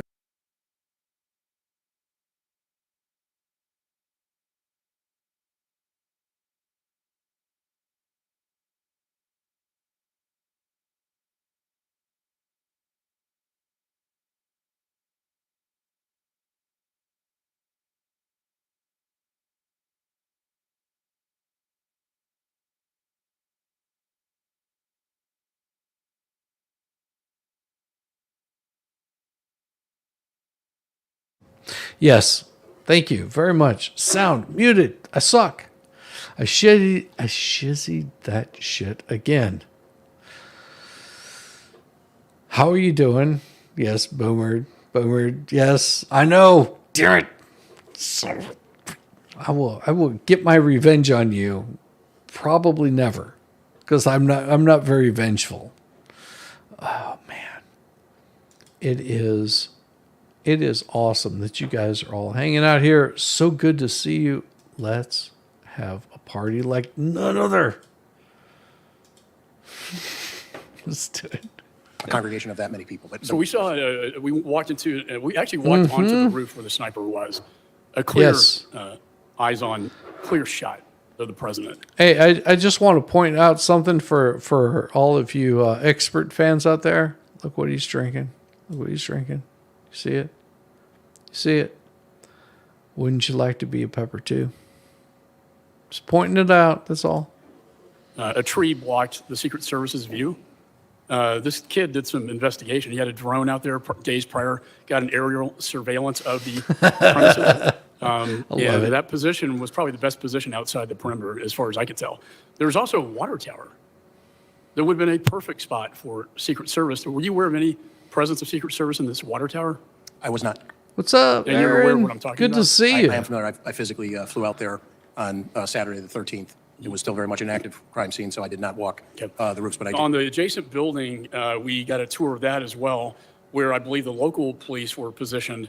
There were 3 windows. The first one had a plain view of where the sniper would be. However, they were stationed in the second and third windows. Are you familiar with this at all? I am not, from the standpoint that I have not seen the Secret Service's operations plan, and our deference would be to them to assign Butler ESU. Right. Yeah, it doesn't And they were matter. apparently local counter snipers. Do you know if they should have been assigned to the rooftop? I would defer to there are many ways that you can cover. Obviously, positioning people on the rooftop would be one of those. Well, and going to the actual site. Yeah. Way too close. He should never have been allowed to get on top of that Yeah. building. Once And I you don't know saw, how, and I know he was on your radar inside the perimeter. You seem. yeah, once this guy actually was on the site survey, he showed up there and he saw where this building was at. He was just like, "Oh, that's really damn close. You let that guy that close." How would you feel if you're a high profile target? Your confidence, you think you shouldn't have gotten that close? Yeah, but you also have to understand that it took these members to get out there, to be sitting down, to be looking out from where that Trump was shot from, and looking out and seeing the building and seeing its proximity, that they were like, holy crap, that dude's freaking close. How did that happen? How did this guy get that close with our Secret Service sitting right there, and this guy is right there? I mean, I could throw a rock and hit this guy.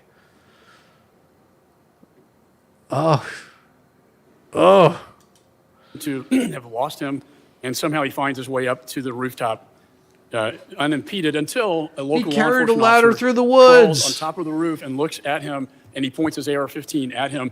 My question to you is, what was the communication like that day? Typically, Secret Service has one channel for them, the other channel for state and locals. Was there any communication to identify, hey, this is not a local police officer, this is in fact an unidentified individual on the rooftop? Was that communicated to the Secret Service? That's So right, my belief, Volstorm. as I sit here today, is that we did have integrated communications from members that were inside of the Secret Service command post. Completely deferential to the ongoing nature of the investigation. I have an understanding of a sequence of events, but I would like to draw a distinction between a sequence of events, meaning. So my theory is that they thought maybe he was an officer, but then they find out he's not. The thing I find interesting is that the counter-sniper Secret Service, within seconds of the shots on the president, kills a suspect. That tells me he had him in his sights. Maybe he was not aware of who the individual was not identified. But I know within seconds after the shots were fired at the president. That's funny. G-Con, MTG's fault. Always the right answer. There you go. That's who you blame. That's who you blame. What is up, Just Dawn? Good to see you. Libby, good to see you. Oh, all you fine folks that have come rolling in here is so wonderful. Ooh, Flux Unbraided.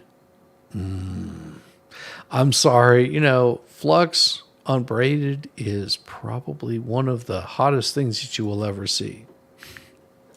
President, the threat Flux is my homie. You guys be careful with her. was eliminated. And, you know, lastly, I just want to end with this. This was actually astonishing, and I want to get your confirmation. All right, I'll cover this real quick. Question: did anybody hear about President Biden passing away? Just asking because your brother said he did, but couldn't find the post again. Because you have to be careful of the misinformation that people like to throw out there on Twitter. Trust me, stay away from Twitter as far as your news goes. Just give it as a beware that there might be something happening out there, but 9 times out of 10, if they're finding it on Twitter, it didn't happen. Just saying, disregard 90% of that stuff and you'll be fine. You don't have to be the first to find out. You don't have to be the first to discover something or anything like that. Wait until it's been confirmed. It's sort of, just be careful. Be careful of all this stuff because it will be nothing but disinformation. People will throw things out there that don't know, and then it gets spread around, and next thing you know, you've got a whole bunch of people that are just like, oh yeah, did you hear X, Y, or Z happen? And then whenever you find out the truth, you're like, oh, I'm a dumbass because that didn't happen. I've got caught in that before. His withdrawal letter was on Twitter. Well, yeah, so was Hunter's, but you know, he was still picking up Parmesan. He had a detonation device with him, and 2 of his bombs were located in his car that was parked on the other side of the perimeter. Seems to me a good theory would be that he was going to kill the president and then detonate his car, causing a diversion and an escape from the crime scene. Are you aware of any of this? I am aware of the presence of the device on his person. We were aware of that very early on, and that was a serious tactical consideration in the hours in the immediate aftermath as we worked that crime scene. Only in the immediate aftermath, because had you not made the shot, had you missed him and he had gotten away, he would have used that as diversion. You would still be hunting him down. He just took a miracle. Ooh, shame. But to your point about his ultimate theory or what his ultimate motivation was, that remains under investigation. And he had a rangefinder on him as well. That's a big red flag. I yield back. Oof. Gentleman yields. I now recognize the gentleman from California, Mr. Swalwell, for 5 minutes of question. Violence has. So wait again. Swalwell, isn't this the guy that was banging Fang Fang, a Chinese operative? I mean, you guys remember this, right? Back a few years ago, where this guy right here had a little Chinese girl that he was banging Fang Fang. So it's bang bang Fang Fang, something like that. That he's still serving in the state. Makes you a little suspicious about these fuckers, doesn't it? Has never been the answer. And I thank both of you for your service. Yeah. The answer. And, Yeah, you're you want a me to piece of some shit. Young kid from Arkansas was about to be sworn in as the new president. Yeah, you know about the Chinese spy on these, and he is on the intelligence committee. Isn't that weird, huh? So imagine this guy is banging around with he's knocking hobnail boots with this Chinese spy. He's giving away national security secrets, and he is on the committee for national intelligence. Yeah, I never have pieces of garbage. I can't even watch Fang Fang Banger Banger. He is The United garbage. States.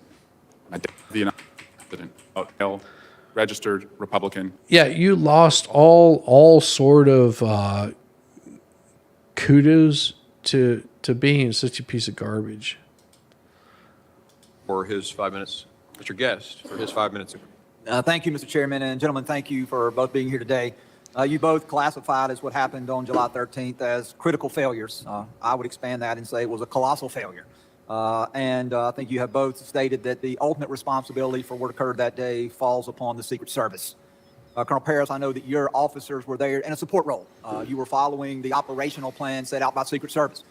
You testified that the primary responsibilities for your officers were motorcade and then the interior perimeter, and that you had 2 roving officers there, really just out there to provide support if necessary and called upon. You mentioned earlier that you went to the scene on the 13th, and thank you for going there and being a part of that. And you also testified It's turned earlier upside that down. You have not been provided the operational plan by the Secret Service. Is that? That is absolutely right. The whole registered Republican facade fell apart when they got in his phone. Mm-hmm. Correct. That's correct. We haven't received it yet. When did you request that? I'd have to go back and check in the earlier part of the investigation. That was just something that we asked for as a matter of course. We were not told no. We just, to date, have yet to receive it. And that would be important, would it not? If you're going to investigate what happened on that day, the operational plan, that is the starting point for all the events that later transpired. Is that correct? Well, let me say this in his defense. He's only able to certify or research or look at what he's given information to. Now, so this guy getting all uppity up in this guy's shit doesn't do any good, because it's like, if I'm only given certain information, there's only so much that I can do. There's only so much I can say, because I don't know. I've got no idea. And it goes through this stuff pretty much throughout the entire day. Let's see what MGT has to say. We'll pull her up. Not specific. Of a sequence of events, I would say at most 2.5 to 3 minutes before that first shot. Right. And when Hey, he, CJ, how you interim, doing? It still remains under investigation. right, and when he fell off of he let go. The municipal officer, when the briefing that I had was, the municipal officer saw Crooks saw him, and Crooks turned and leveled the gun at him in a position tactically of extreme disadvantage, suspended, in the air with your legs dangling after somebody had boosted you up. And he let go, right? He let go and he fell back down. And was there? Holy shite. So someone had jumped up there and dude turned a firearm on him. At that point, you attack. You attack with every bit of your soul and energy, if you have any of it left. Guy cowered. Damn. There at that point any communications that there's a shooter on the roof from the municipal officers who were there? That's all part of the after action. We're just trying to get a sequence of events up to the point when Crooks then fired the weapon. So that's been the focus of our investigation. But there was at least, you said you thought 2.5 to 3 minutes between the time when the municipal officers tried to hoist on top of the roof, Crooks pointed a gun at them, they dropped, and then between that time and when he fired the shots. I don't want to give you an exact period of time, but it was minutes. It was a very short period of time. Even Any amount of time is a short period of time whenever you're dealing with a firearm. Do you realize how fast that a bullet will travel? It is pretty damn fast. It is faster than you can recognize. You can't even see the damn thing half the time. Here is the problem. If they recognize this threat and they didn't do anything, Homeland Security was part of the Patriot Act. Oh, yeah, true. Yeah, at that point, they should have done something.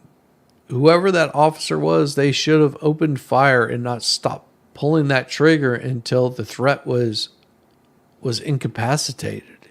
It doesn't matter. At that point, your life does not matter because you are trying to stop one of the most heinous things from happening.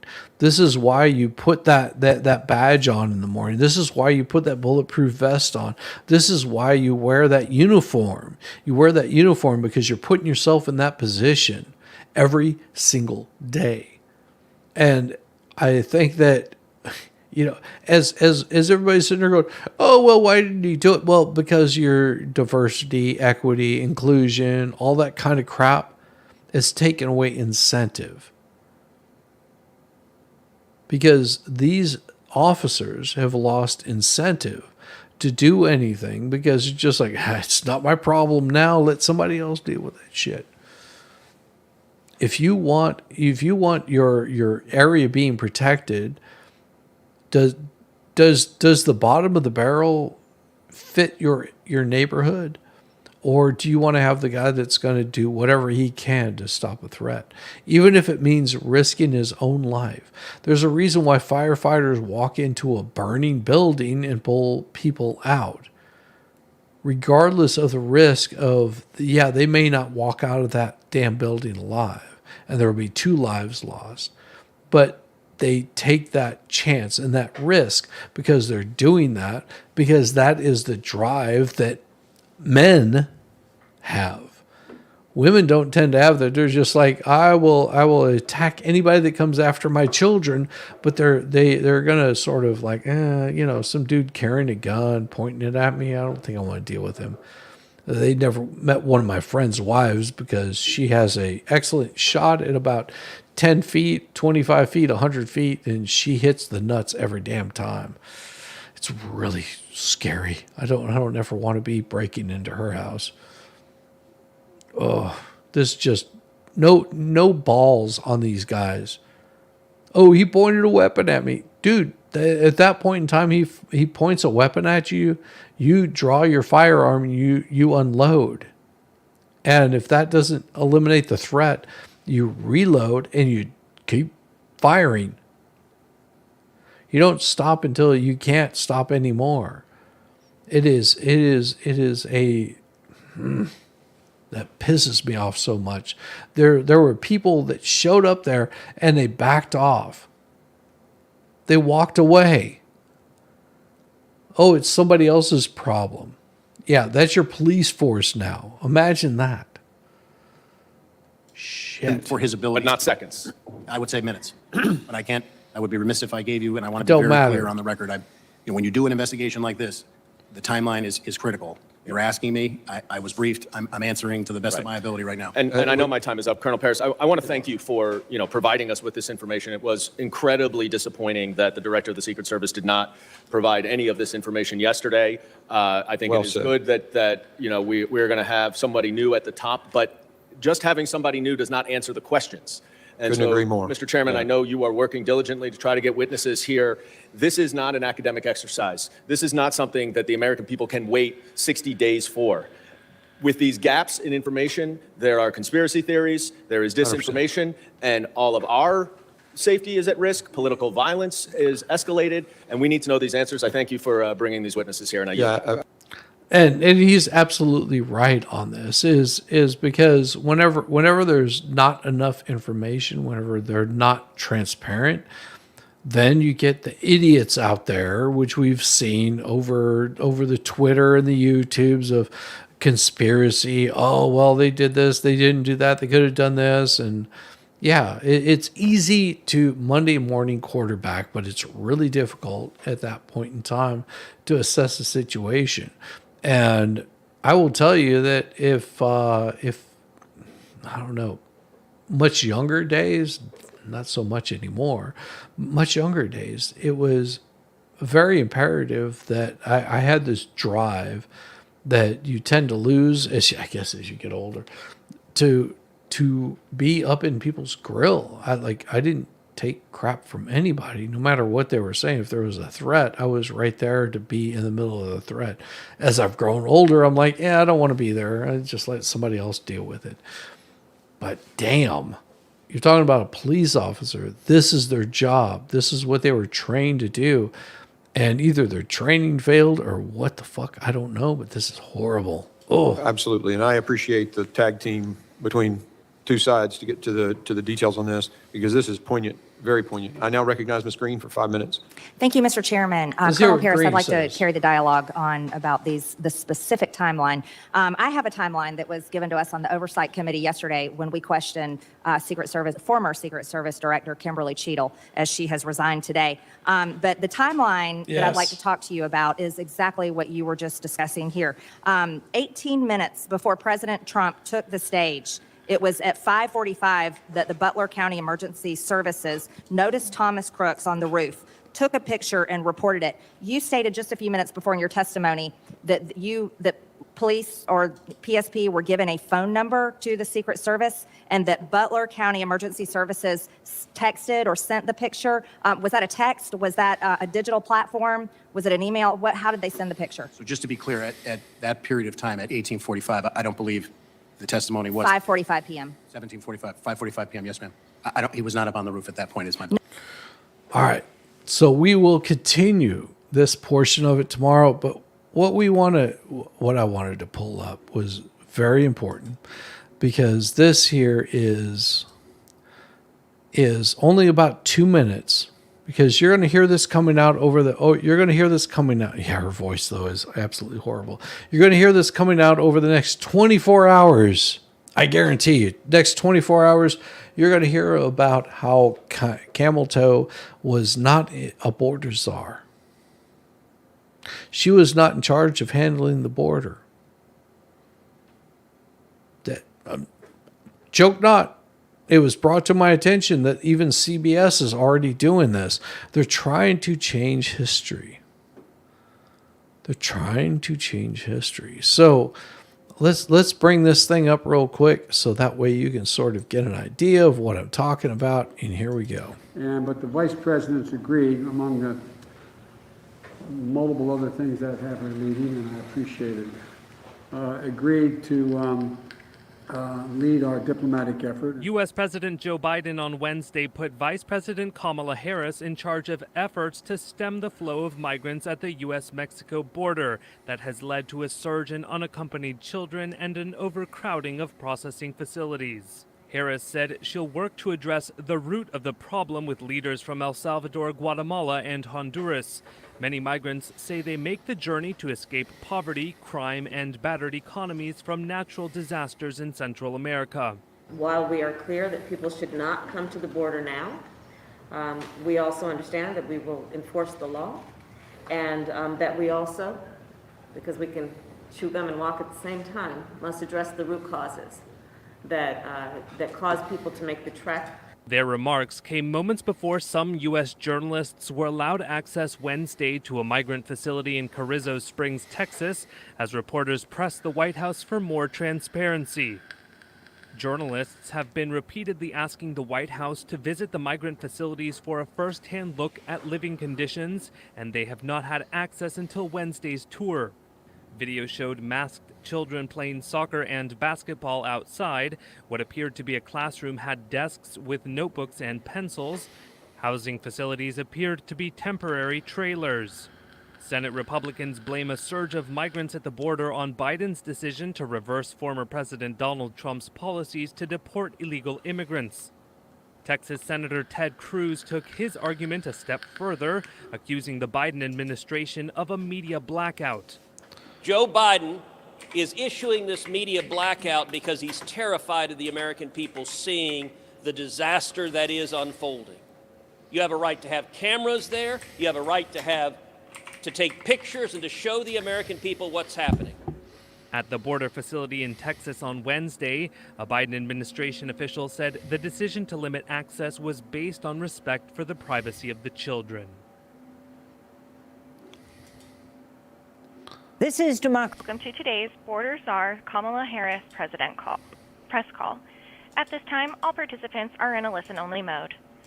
You will have an opportunity to ask questions during the question and answer session, and you may register to ask a question at any time by pressing star 1 on your telephone keypad. You may withdraw yourself from the queue by pressing star 2. Please note that this call is being recorded, and I will be standing by should you need any assistance. It is now my pleasure to turn the conference over to Stephen Chung, Communications Director. Immediate past President Kamala Harris's actions show a complete disregard for border security formed by either political ambition or incompetence. So that I don't get accused of rhetoric, I will back my statement up with facts. As most of you know, my job as the NBPC president was to represent the interests of my agents, both politically and officially. While each of you know the NBPC and I have been staunch supporters of President Trump, most don't know why, and context always matters. In 2015, and due to President Obama's second-term failures, we were placed in a situation that we had to wade into presidential politics. We vetted all candidates, including Democrats, and after several interviews, it was clear that that then candidate Trump was the right person for border security. He was open to ideas and never acted like he knew everything. In him, we saw someone that would cut through Washington bureaucracy to implement actual border security policies. So, as everybody has heard multiple times, Camel Toe Harris, our current, what they say is vice president, but I have big doubts on that. What they consider our vice president was assigned to be in charge of border security, or as the Democrats like to put it, as a border czar. So, as you will find out over the next few days, that you're going to hear that CBS, NBC, AP, all of the major news networks, Fox News, all of these people are going to say, well, she was never actually border czar. That she was never named as that, but she was put in charge of handling what was going on at the border, the amount of illegals that were crossing the border, and this is only to create dissuasion from whenever she has to go head to head against Donald Trump. So my suggestion to Donald Trump, and this would be my suggestion going forward, not that he ever even pays attention to me because he probably doesn't care who in the fuck I am. My suggestion is whenever you debate this cackle beast, is that you say, weren't you in charge of stemming the flow of immigrants coming across the border?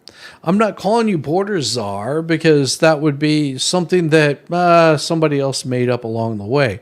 But weren't you in charge of handling security at the border? And look at how much you failed at that also. Point out her failures. Don't point out the names, because that's what ABC, CBS, NBC, AP, Fox News, that is what they want you to do. They want you to pay attention to the words and not what she was tasked to do. She was tasked to handle border security. Did she handle border security? Did she do a good job? You tell me. You tell me. How long till Joe steps down as president? Well, here's the problem, Levy. Here's the problem.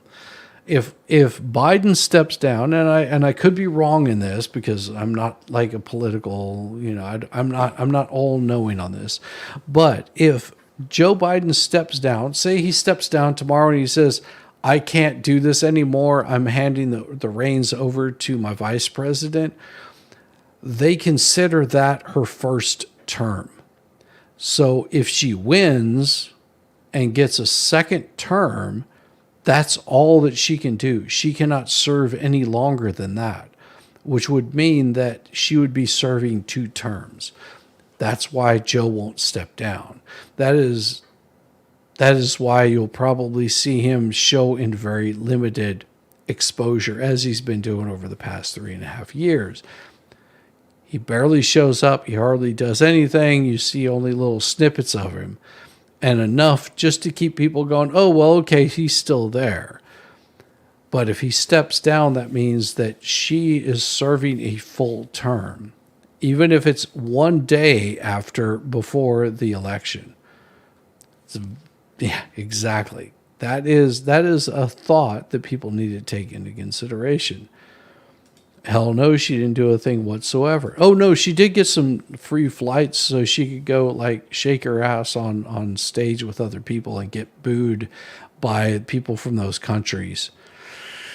Yeah, whenever she found out that the chant that they were having, that she was all excited about, that they were actually calling her a piece of garbage. Yeah, that didn't work out too well. She was like, oh, I guess I should leave. You notice they don't show that on the headline news whatsoever, her time in those foreign countries and all the wonderful things that she had to say about, oh, I'm sure that there's wonderful people on both sides of the aisle. Yeah, they didn't show that. If it's less than 2 years, it doesn't count as a full term, fairly certain anyways. Well, see, you would know better than, like I said, I don't know for certain, but more than likely they would probably call it into question if it's under the 25th Amendment anyways. Well, I don't know. I really don't know. I think that's the biggest concern is her serving 2 terms, because the fix is in. I mean, whether you like it or not, the fix is in. I said this, a couple weeks ago. I said, watch out for what's going on with airlines, and I'll be damned if last week we didn't have, what was it, CrowdStrike or CloudStrike or some crap like that shut down airlines all across the nation. It's really weird. Serve 10 years, 2 terms is 8 years. She could step up. Hey, if she does, I mean, and here's the thing: if Camel Toe could actually do the job and make America and build it back to the height that it is, kudos to her. Because I don't want our president to fail. Because if our president is failing, if our Congress is failing, if our federal government is failing, that's bad on all of us. It's bad on the world as a whole. If China fails, if China goes into complete crapper, that causes problems on a global stage. We don't want that. We want our country to succeed. We want people to succeed. If people are failing, you have to find out what's causing the failing. You have to pluck it out like a bad cancerous sore. You have to get rid of it. Yeah. Tax, when is enough? Well, tax, they will constantly tax you no matter what. You'll be taxed until the day you die, and then you'll be taxed after that. It is a constant tax on the American people, or on your soul, or whatever you might call anything. Yeah, we have problems on a global stage. Right now, they are negotiating pardons, Biden family monetary future, with Joe's only chip is the rest of his term. Hey, just know that there was 81 million people that cast that vote. Isn't it weird that it was 81 million people and Harris got $81 million? They must have a thing for 81 million. It's really weird. Those numbers are fudged. Whenever you hear the same number, I guess someone did a poll and 81 sounded like a good number. I guess. I don't know. It seems screwy to me. By now they are negotiating pardons. Proof of life. Well, you will find out tomorrow in less than 24 hours. You will find that Biden has showed back up to his regular scheduled duties, and he's going to make a big speech about Camel Toe and how he's dropping out of the race. He's going to finish out his term, but he just doesn't have it in him to continue on anymore. And of course, you're going to hear the Republicans turn around and they're going to say, 9 times 9 is 81. You're going to hear people on the other side of the aisle. They're going to be calling for his resignation. Oh, he should resign because, well, he's clearly incompetent. You assholes. Where were you 3.5 fucking years ago when everybody else was saying this guy clearly is not competent to do this? No, you had a bunch of rhinos in there that were sucking each other off in the White House, and because they wanted to keep their power, because they knew that this guy could easily be controlled, and they're a bunch of shills, they're a bunch of shellackers. They will screw you over before you can even think twice. Just remember this whenever you're going and you're voting for your next congressman, senator, school board member, mayor, whatever it might be, that these are paid shitheads. You're paying them to be absolute shitheads. You just hope that they're shitheads on your side. Just keep that in awareness. Once you realize that these people are career politicians, that they will screw you over the first chance that they get, makes you go, do we really need to have these people in a position of power? I'm not sure what that means, but it sounds good. Freemason logic. Yeah, I don't know. I'm screwed in the head. I don't know what's going on. All I know is I'm going to end this son of a bitch because it has been, 3.5 hours that I've been streaming. I'm going to send you fine folks over to go hang out with MG. He is going to be doing a little bit more interesting stuff than politics. It's going to be glorious. You guys go check it out. Go show him some love. Hit the like button on your way in, hit the like button on your way out. The algorithm really enjoys it. And throw money at naked women. That's glorious. Peace, y'all.